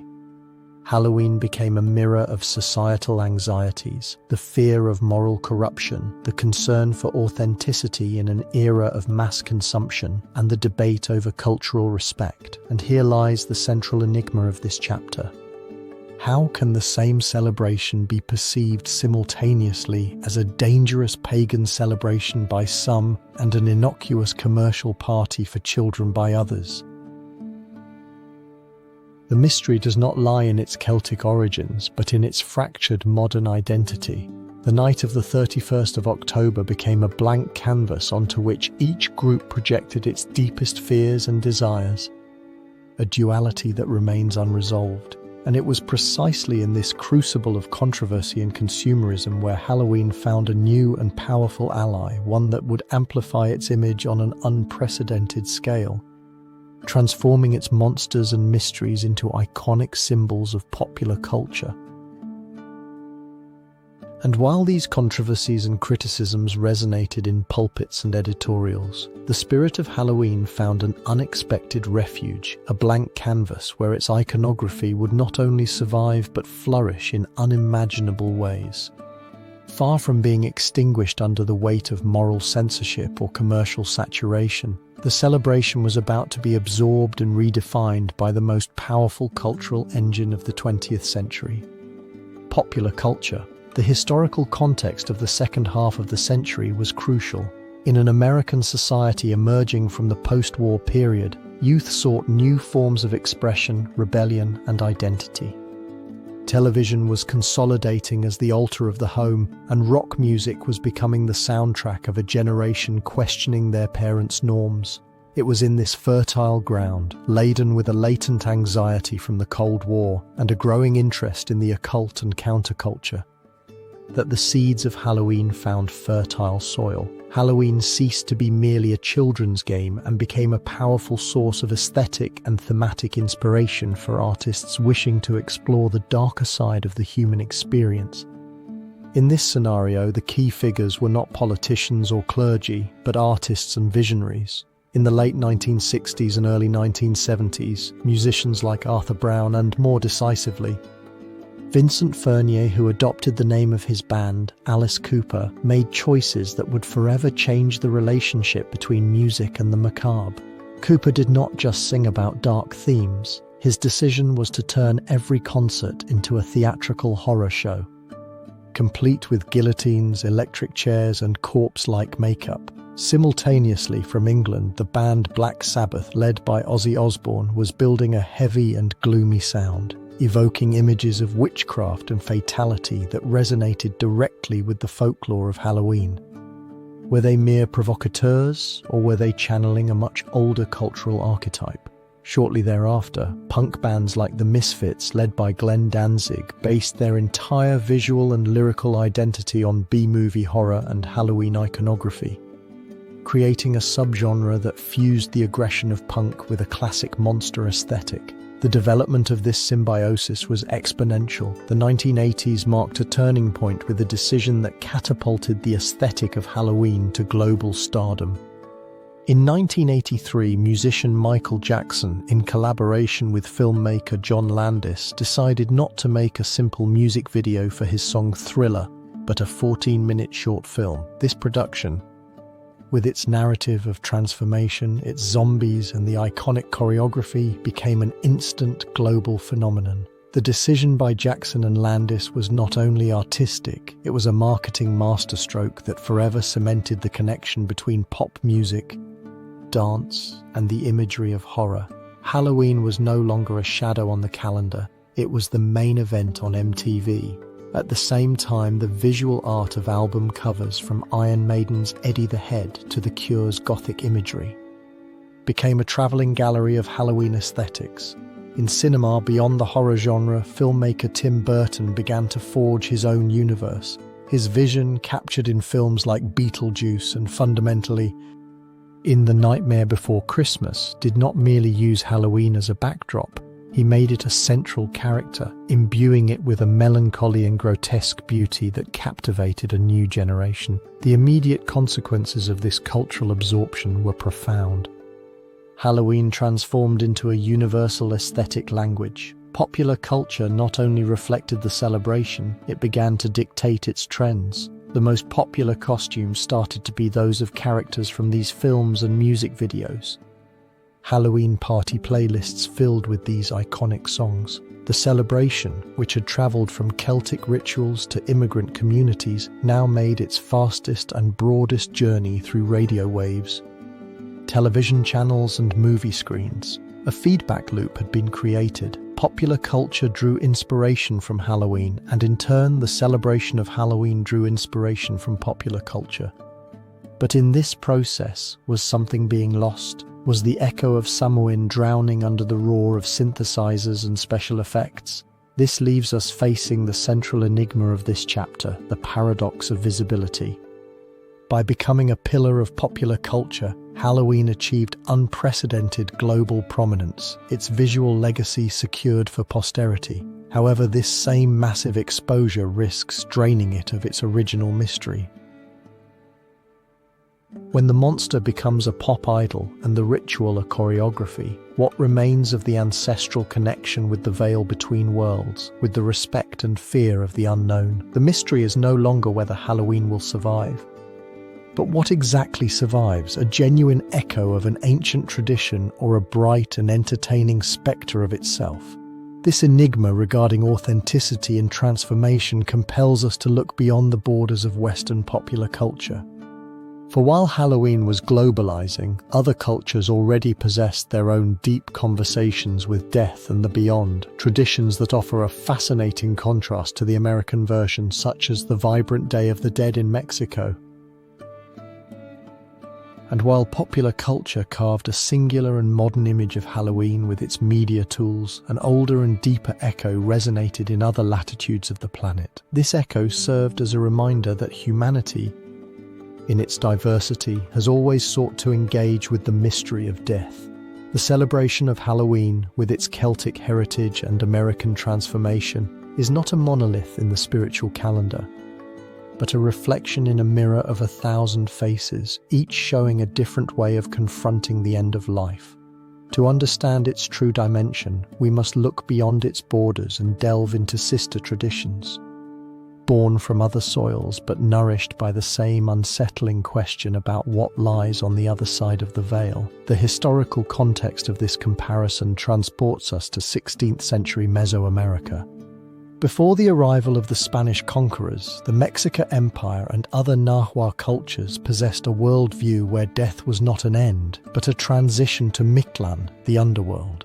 The Aztec priestly elites had instituted complex rituals to honor the deceased, celebrated not in autumn but during the 9th month of the Mexica solar calendar, corresponding approximately to the beginning of August. There were festivities such as Micalhuitontli, dedicated to deceased children, and Huemicalhuitli for adults, presided over by the goddess Mictecacihuatl, the Lady of Death.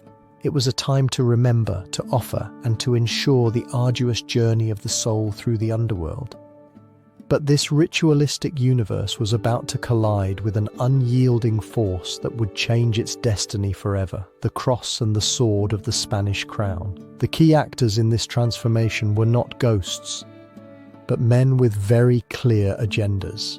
On one side, the Spanish monarchy, under the reign of Charles I and later Philip II, promoted a policy of forced evangelization in the New World. Their goal was the eradication of what they considered pagan idolatry.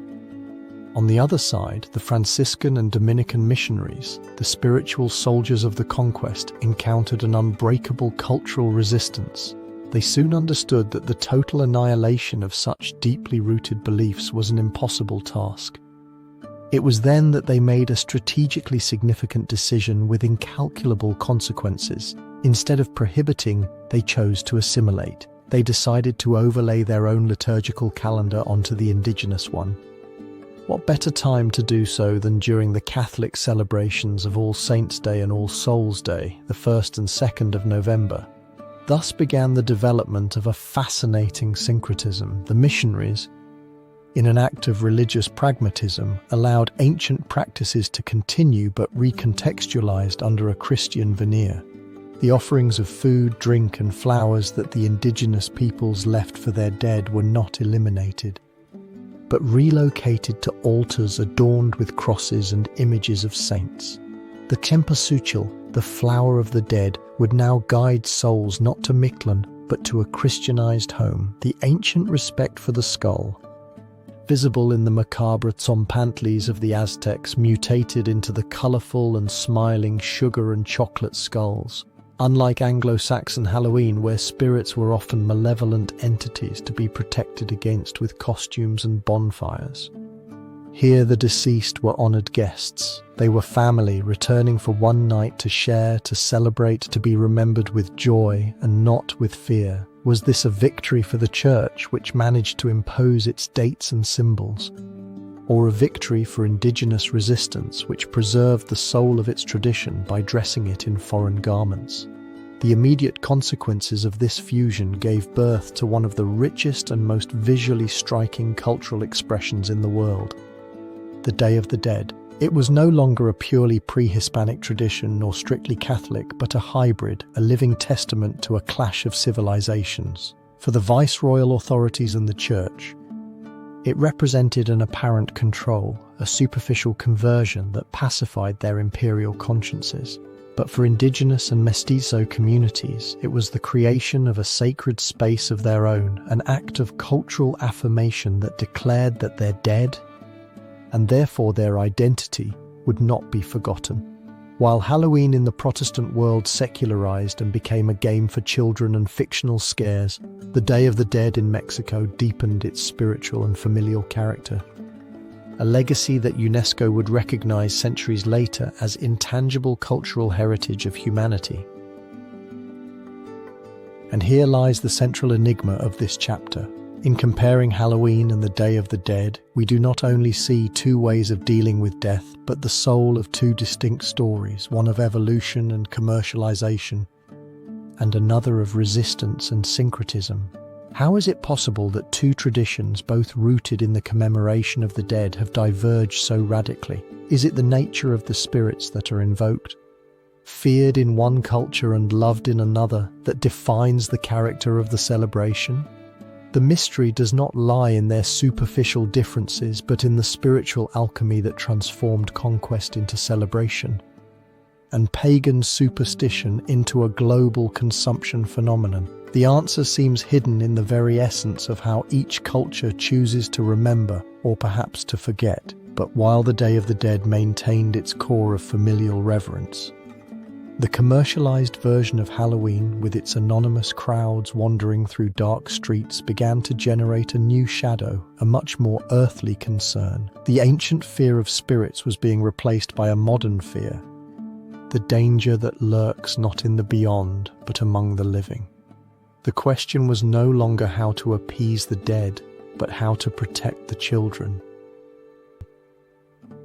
As the tradition of Halloween was measured and contrasted with the rituals of other cultures around the globe, at its North American epicenter, an internal shadow began to cast itself, an enigma that did not arise from its pagan roots or its spiritual significance, but from a much more earthly and modern concern: the safety of its most vulnerable participants. The echo of children's laughter in the dark streets would soon be accompanied by the whisper of anxiety. The historical context of this new phase was North America in the second half of the 20th century. The decades of the 60s and 70s saw the consolidation of suburbs, communities designed for family life, but also the birth of a new form of social panic, amplified by an expanding media landscape. Television had become the centerpiece of every living room, and local news, in its quest for audiences, began to give unprecedented prominence to isolated crimes.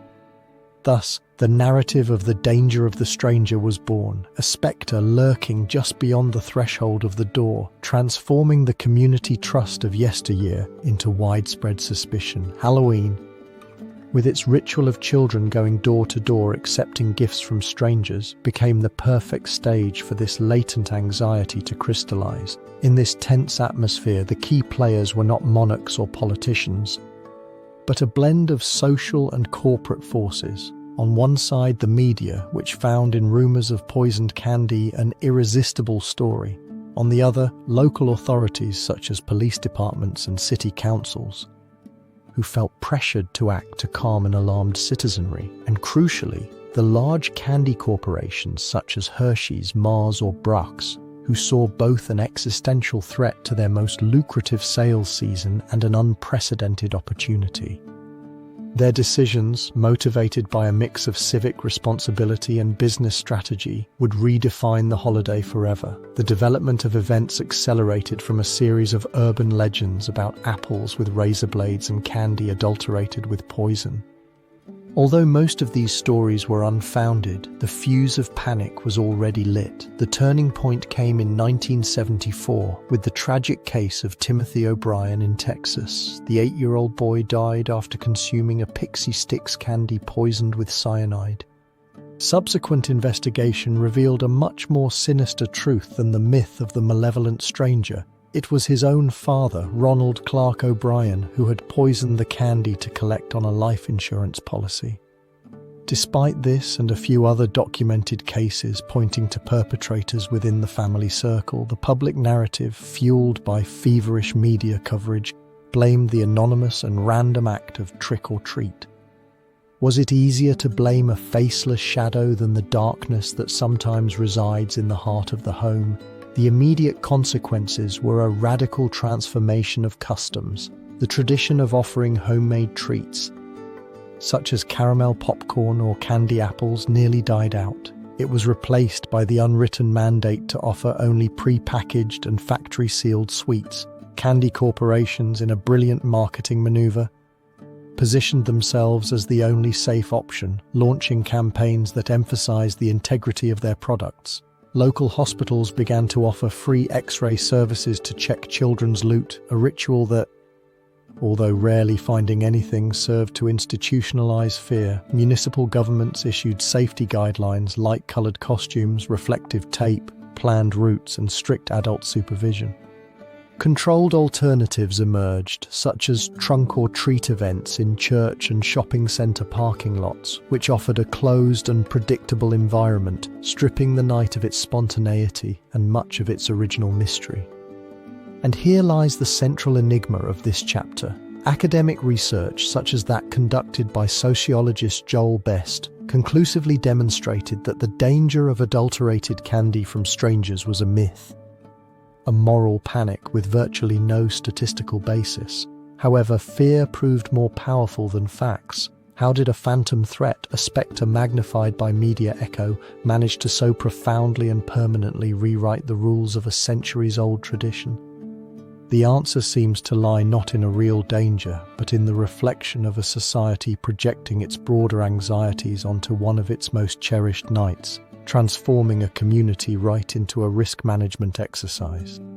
By resolving the spectre of malicious manipulation with a shield of sealed plastic, the celebration, unknowingly, had unleashed a new ghost. A legacy not of fear, but of waste, whose impact was just beginning to be measured in the tons of wrappers left behind after Halloween night, raising a new question about the true environmental cost of our safety and enjoyment. As societies in the 20th century strove to shield Halloween night from tangible and human dangers, a threat of a much greater, quieter and diffuse scale began to cast its own shadow over the celebration. A dark legacy that did not lurk in the alleys but in the landfills, a spectre that was not made of legend but of polymers and decomposing organic matter. The echo of the ancient harvests of Samhain faced a new and formidable enigma. the environmental cost of its own modern survival. The historical context of this new crisis was forged in the furnaces of post-war consumerism, beginning in the decade of the 1950s and accelerating exponentially towards the end of the century. Western economies, led by American corporations, perfected a model based on mass production and a culture of disposability.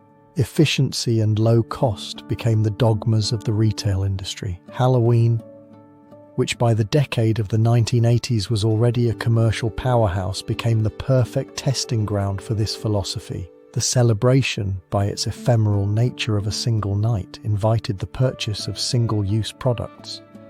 It was a perfect cycle of consumption. The key players in this transformation were not monarchs or clergy, but the chief executives and marketing departments of retail and manufacturing giants. Companies like Ruby's Costume Company, which grew to become the largest costume manufacturer in the world, made the strategic decision to abandon durable materials in favor of polyester, PVC, and other cheap plastics. Their goal was clear: to offer affordable costumes that could be discarded without remorse the next day. Meanwhile, supermarket chains and big box stores like Walmart and Kmart drove the sale of injection-molded plastic decoration skeletons, tombstones, cauldrons, creating a multi-million-dollar market from items designed for almost immediate obsolescence. But at what cost was this explosion of creativity and commerce achieved? The answer began to accumulate, silently, in mountains of trash. The development of this environmental impact manifested on three main fronts. First, the invasion of plastic. Costumes, which for generations had been homemade creations of fabric, cardboard and makeup, transformed into an army of synthetic ghosts. Millions of polyester outfits, vinyl masks, and plastic accessories were produced each year in Asian factories, transported thousands of kilometers, and worn for just a few hours before being discarded.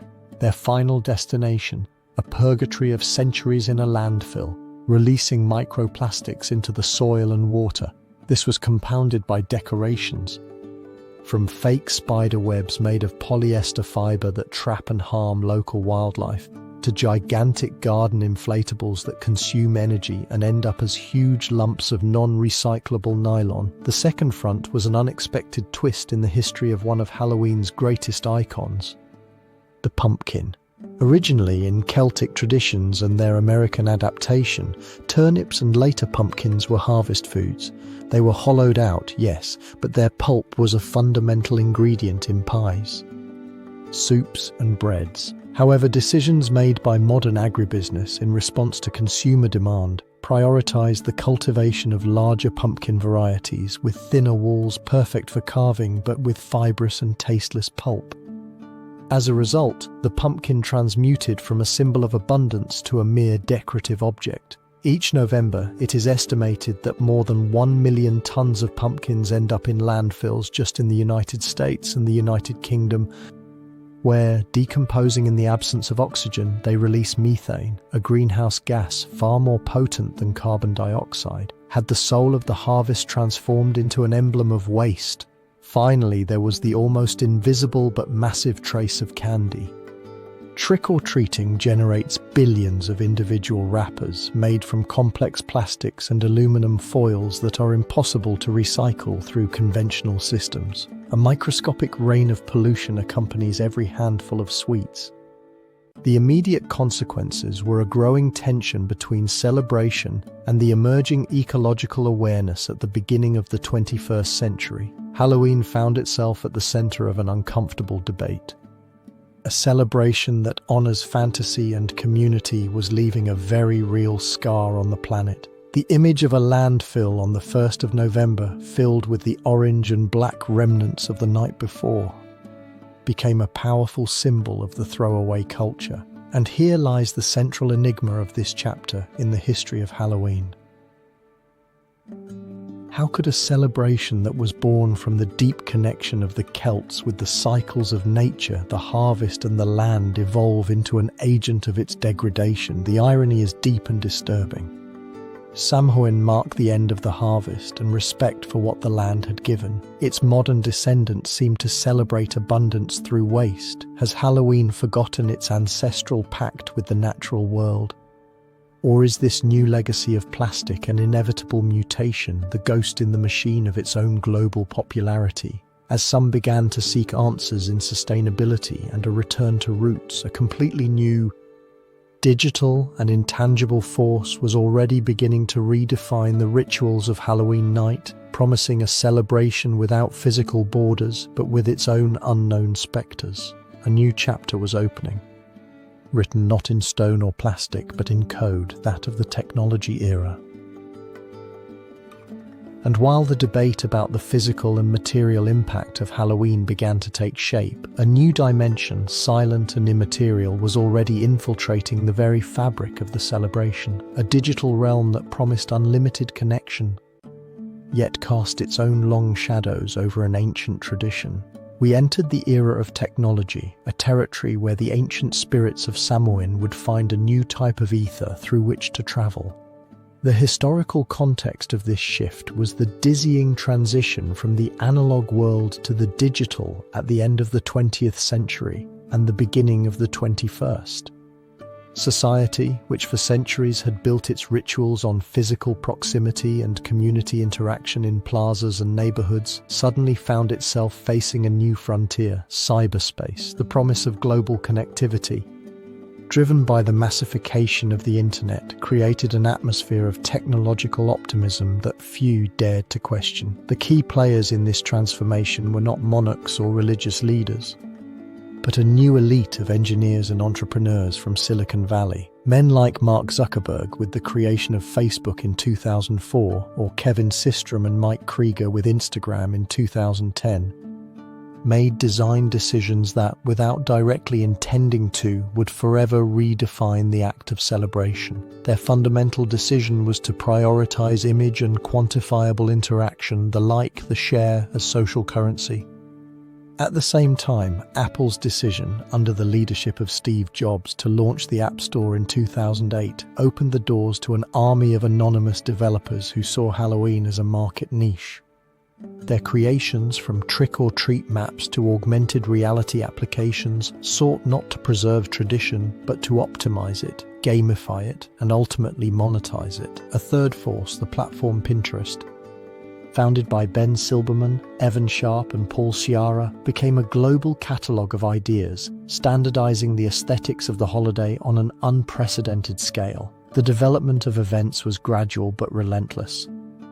In the early days of the internet, forums and chat rooms became digital bonfires where ghost stories and costume tips were shared. But it was the arrival of social media that triggered the seismic shift.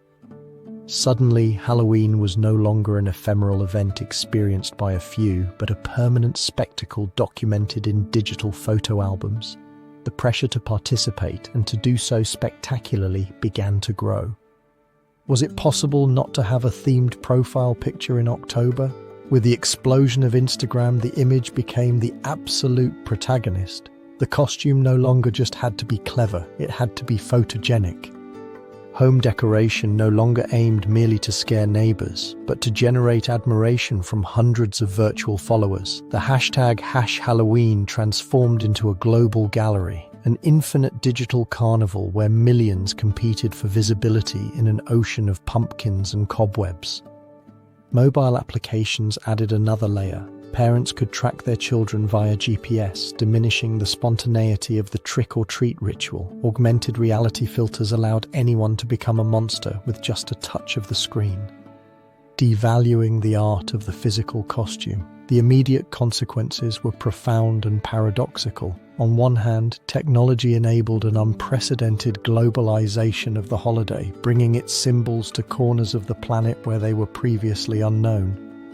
But this expansion came at a cost: homogenization. A skull makeup trend that emerged in Los Angeles could become the standard in Madrid or Tokyo within days, eroding the local variations that had enriched the tradition for centuries. The social pressure for the perfect celebration, the Instagrammable party, intensified commercialization, forcing an ever-increasing consumption. At the same time, technology gave birth to a new folklore.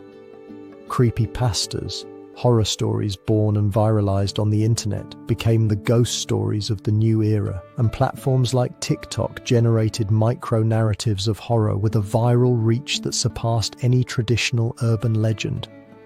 But was this hyperconnection truly bringing us together, or was it isolating us behind screens, transforming a communal experience into an individual competition for digital validation? Here lies the central enigma of this chapter.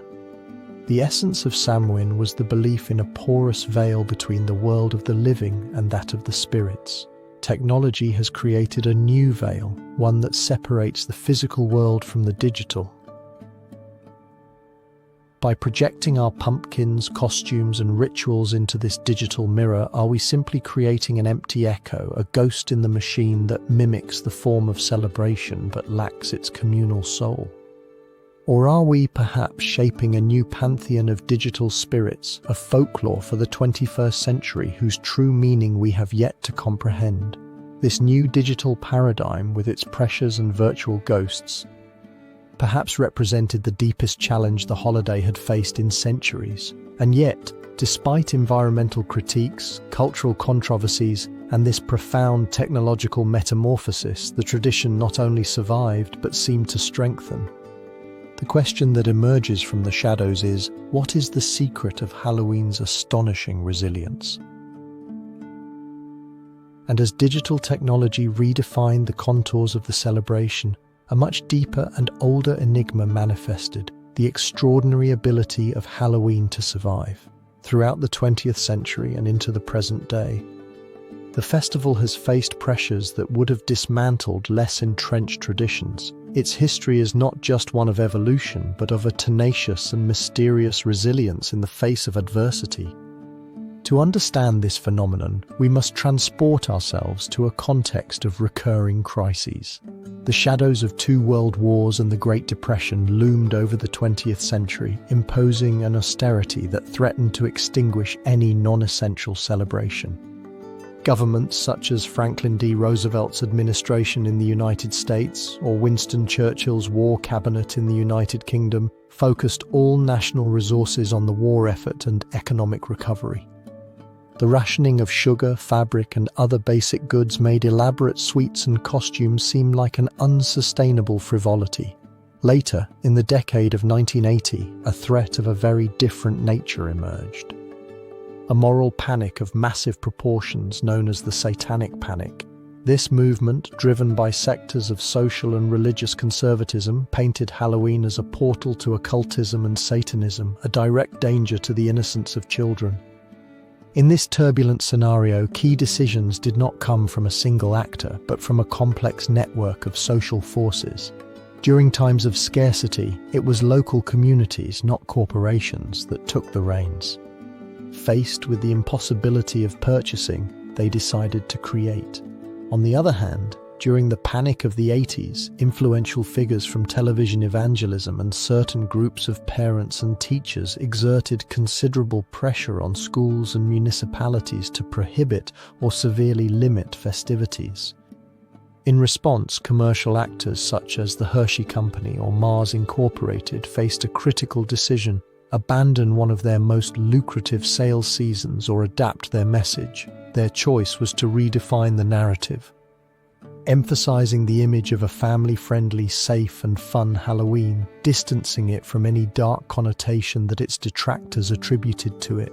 The unfolding of events reveals an astonishing capacity for adaptation. During the Depression and the wars, large-scale trick-or-treating and ostentatious parties gave way to more modest community parades, homemade decoration contests, and small neighborhood gatherings. The festival contracted, becoming more intimate and local, but its spirit of playful transgression and community persisted. Decades later, in the face of the frontal attack of the Satanic Panic, the reaction was even more revealing.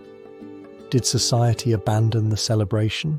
On the contrary, a new phenomenon emerged: trunk or treat. Churches and community centers, some of the very ones warning about the dangers of the night, organized events in their parking lots. where children could go from car to car collecting candy in a controlled and supervised environment. It was not a surrender, but a tactical metamorphosis. Halloween took refuge in safe spaces, demonstrating that the need to celebrate was stronger than the imposed fear. The immediate consequences of these adaptations were profound. Austerity forced Halloween to reconnect with its more folkloric and community roots, reinforcing its social base away from consumerism. The moral panic, paradoxically, did not manage to kill the festival. Instead, it fragmented and partially privatized it, creating safe versions that coexisted with the traditional ones. This duality allowed Halloween to attract both those seeking harmless family entertainment and those yearning for its more subversive edge. The controversy, rather than weakening it, seemed to add a layer of cultural relevance, turning it into a topic of debate and thus keeping it alive in the public consciousness. And here lies the true enigma of its resilience. What exactly refuses to die? Is it the ancestral echo of Samhain, that human need to confront darkness and the end of the life cycle? Or is it its chameleonic nature, its ability to be both sacred and profane, childish and adult, commercial and communal? The festival seems to possess an irreducible core, a cultural DNA that allows it to mutate and adopt the form that best fits the pressures of its time without ever losing its essence. It is a legacy that refuses to be erased, a shadow that always finds a way to project itself, no matter how much light is cast upon it. For while society attempted to polish its edges and control its spirit, one facet of Halloween refused to be tamed: its deep and visceral connection to fear, a bond that would find its fullest expression in the horror stories that the night itself seemed to whisper. This astonishing resilience, that ability of Halloween to survive centuries of change, not only preserved its ancient traditions but also cultivated fertile ground for a new and dark seed to germinate within it. The festivity, with its permeable veil between the world of the living and that of the dead, became the perfect canvas for one of humanity's most primal expressions, fear. Its cultural DNA, imbued with spirits and shadows, was destined to intertwine with the art of telling horror stories. The historical context for this fusion was the turbulent transition between the 19th and 20th centuries. The Industrial Revolution had uprooted populations from their rural surroundings, casting them into the jaws of overcrowded and anonymous cities. In this new world of chimneys and steel, the ancient familiarity with the cycles of nature was replaced by a modern anxiety, the fear of the unknown that lurked not in the forest, but in the dark alley, not in the spirit of the beyond, but in the stranger of the crowd. Science and rationalism were advancing, but this progress left a spiritual void, a nostalgia for the inexplicable that Gothic and mystery literature rushed to fill. It was a society that, while building a future of logic and machines, secretly longed to believe in ghosts again. In this cultural breeding ground emerged key figures whose creative decisions would forge an indissoluble bond between Halloween and horror. The American writer Washington Irving, with his publication of 1820, The Legend of Sleepy Hollow, was one of the first to explicitly anchor a horror narrative in the North American autumn landscape. Although his Headless Horseman was more of a folktale than a visceral horror, Irving's decision to set his mystery in the atmosphere of harvest and long nights set a precedent. Decades later, Edgar Allan Poe, although not specifically writing about Halloween, became the architect of psychological terror. His explorations of madness, death, and decay resonated with the deeper themes of the festivity. The editors of the time, astute market observers, began to publish anthologies of ghost and mystery stories strategically in autumn, capitalizing on the season's ambience. The development of this marriage accelerated with the arrival of the 20th century.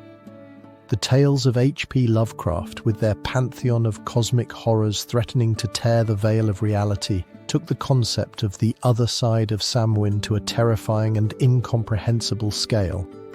But it was cinema that ultimately sealed the pact. While the classic monsters of Universal Pictures in the 30s evoked a gothic fear, the direct connection to the festivity was still tangential. The turning point would come in 1978.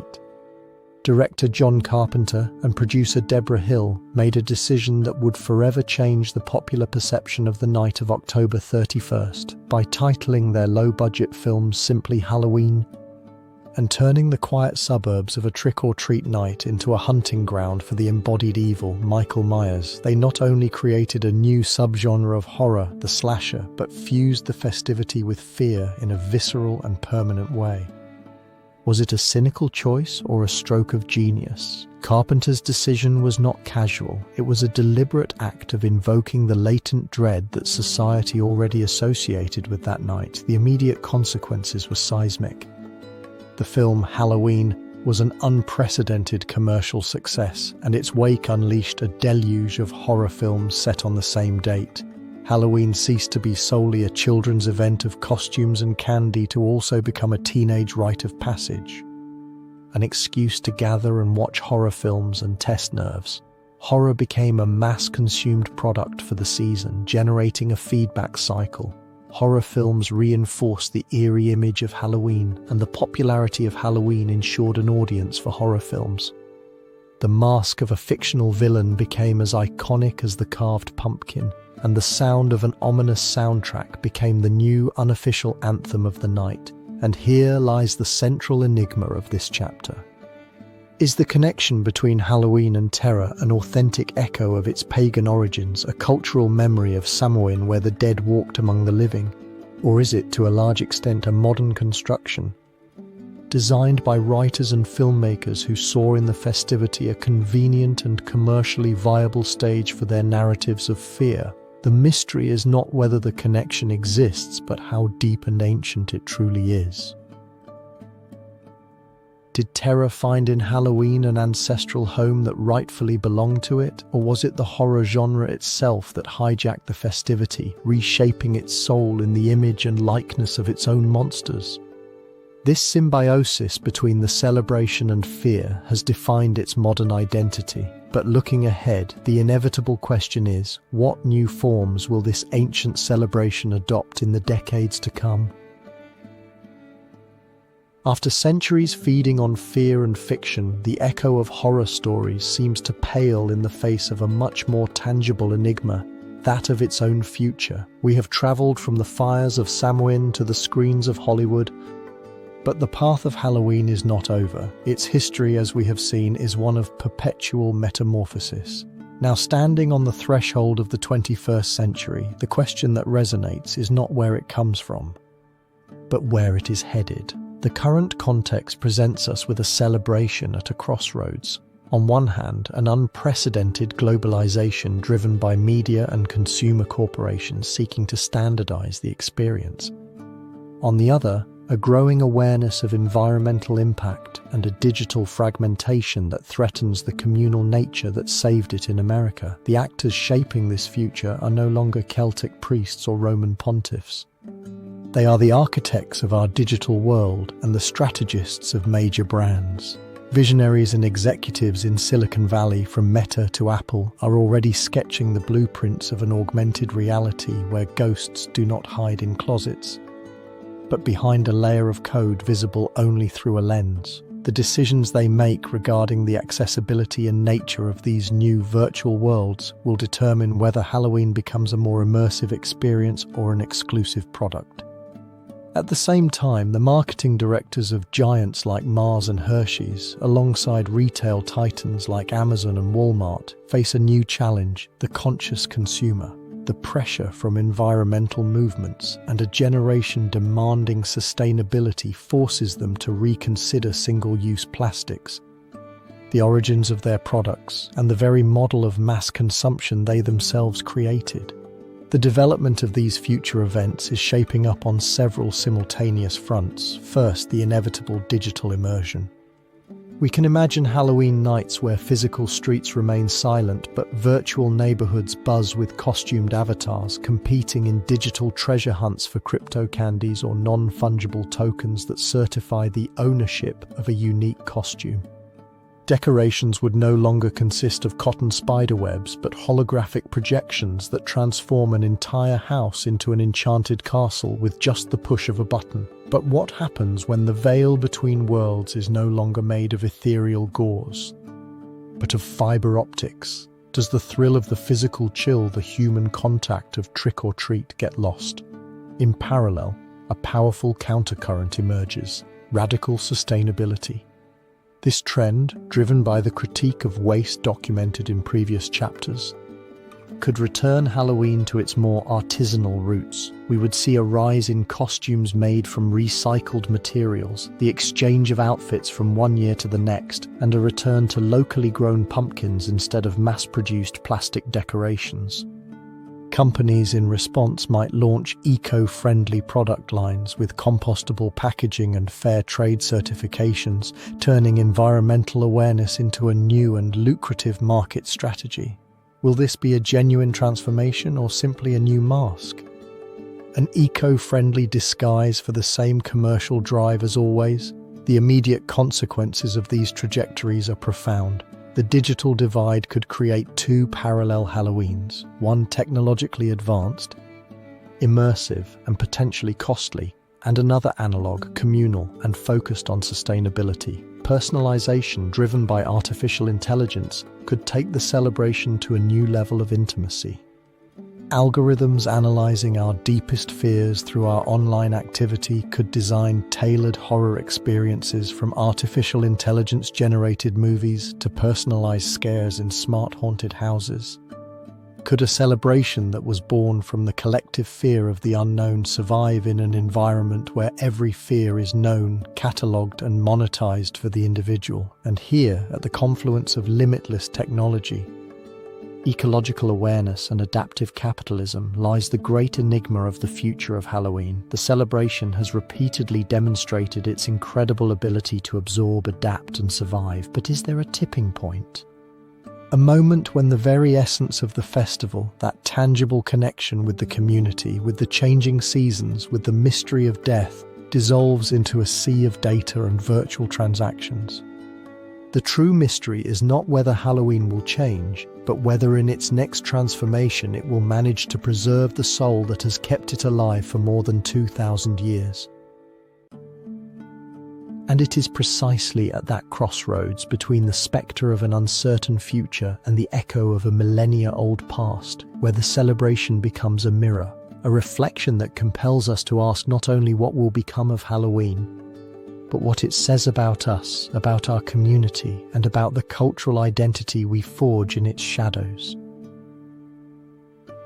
And as projections about the future of Halloween emerge on the horizon, a persistent echo from the past reminds us that its true power may not lie in what it will become, but in the enigma of what it already is. A fragmented mirror of our own identity. The question about its future inevitably brings us back to its present. To decipher this mystery, we must return to the mid-20th century, after the devastation of the Second World War. The decisions made by urban planners and government agencies in the United States shaped a new social landscape, the suburb. These communities, designed with an ideal of safety and homogeneity, inadvertently became the perfect setting for a Halloween revival. The quiet streets and homes with gardens provided the ideal theatre for the trick-or-treat ritual. But this phenomenon was not spontaneous. It was a direct consequence of a development policy aimed at creating closed community enclaves.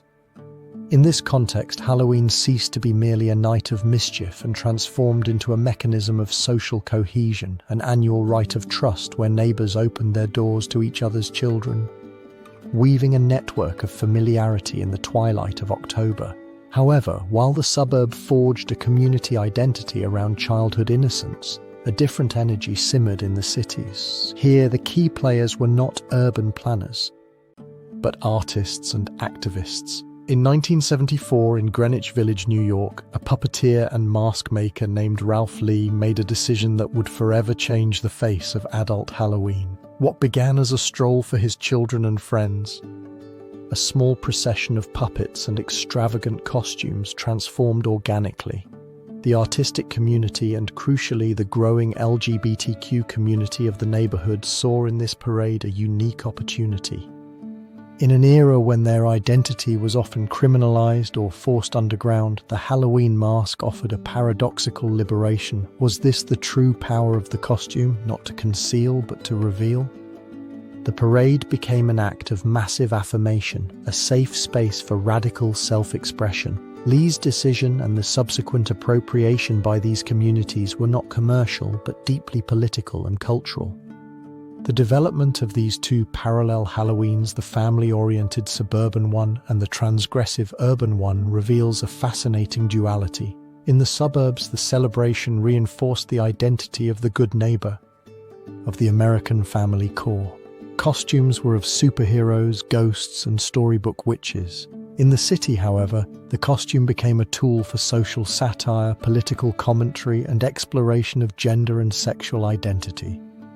Halloween night transformed into a carnival where social hierarchies were inverted and norms suspended. This divergence was subtly driven by the decisions of commercial elites. Marketing executives, recognizing these two markets, began to design and sell specific products for each. On one side, costumes and candy for children. On the other, more provocative outfits and sophisticated decorations for adults. They segmented the celebration, and in doing so, solidified these separate identities. The immediate consequences were the creation of multiple tribes of Halloween.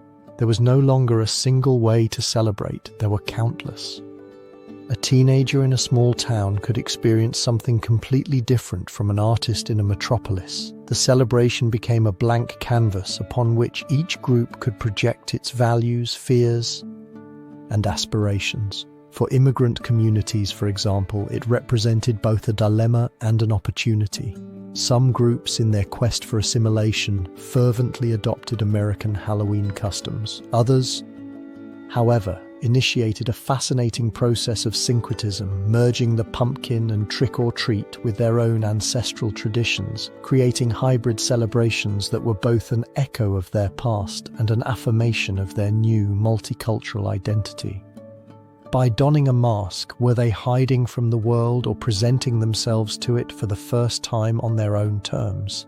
And here lies the central enigma of this chapter. In an era defined by individualism and increasing digital atomization, why does a celebration that demands physical, communal, and face-to-face interaction not only survive but thrive more than ever? Halloween has become the grand carnival of modern identity, a space where we can be, for one night, the most authentic, strangest, or most idealized version of ourselves. It is both a product of mass consumption and an intimate act of self-creation. The mystery is no longer where the tradition came from, but what it reveals about us that we refuse to let it die. This intricate tapestry of identities, woven over centuries of transformation, compels us to step back and contemplate the bigger picture. As we remove our masks and extinguish the candles in the pumpkins, the time comes to weigh the full legacy of this enigmatic tradition and reflect on its ultimate significance in our shared history. Our journey through the winding corridors of time has shown us how Halloween has become a canvas for cultural identity, a stage where entire communities project their fears, hopes, and sense of belonging. But now, at the end of this long road, when the masks fall and the lights of the pumpkins flicker until they extinguish, we face the ultimate question. What is, in its essence, this celebration that has survived millennia of transformation? We find ourselves in a complex present, an era of digital globalization and an almost desperate search for authentic connection. It is a world where ancient traditions struggle to find their place amid dizzying consumerism and social fragmentation. In this context, Halloween is not a mere spectator, but a main actor, a phenomenon that embodies the contradictions of our time. The key players in its destiny are no longer druids or pontiffs with defined names and faces. They are more diffuse forces, but no less powerful. On one hand, the corporate elites of the entertainment and consumer goods industry, whose marketing decisions made in anonymous boardrooms have shaped the celebration into a commercial giant worth billions of dollars. on the other, individuals, families, and small communities who each year make the conscious decision to participate, reinterpret, and infuse personal meaning into the rituals, and among them a current of critics and cultural guardians who question its superficiality and implications. To understand the enigma of its present, we must remember its journey. Our narrative began in the mists of Celtic Ireland, with the echo of Samhain, a sacred night when the veil between the world of the living and that of the dead became permeable.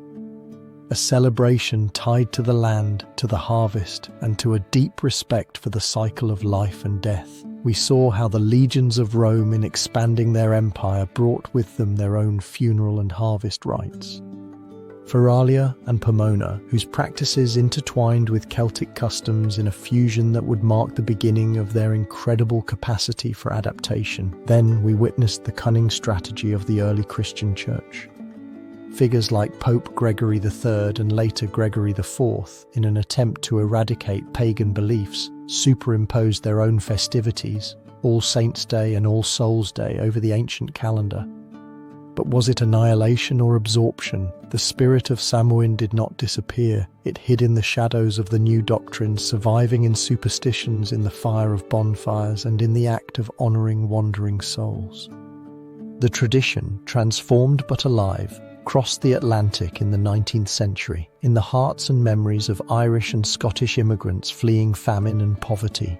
On American soil, far from the authority of the ancient European churches, Halloween found fertile ground for a radical metamorphosis. The community elites of the late 19th and early 20th centuries, concerned about the youth vandalism associated with the night, made the deliberate decision to tame it, promoting parades and neighborhood parties. It was here that trick or treat was born, not as a threat, but as an orchestrated offering of peace. The 20th century, with the power of Hollywood and the emerging advertising industry, completed the transformation. Filmmakers and marketing executives saw in Halloween unlimited potential. They stripped it of its deeper religious roots and dressed it in the imagery of gothic horror and family fun, exporting this new version to the rest of the world. The immediate consequences of this long evolutionary journey are the celebration we know today, a cultural palimpsest, a celebration of overlapping layers.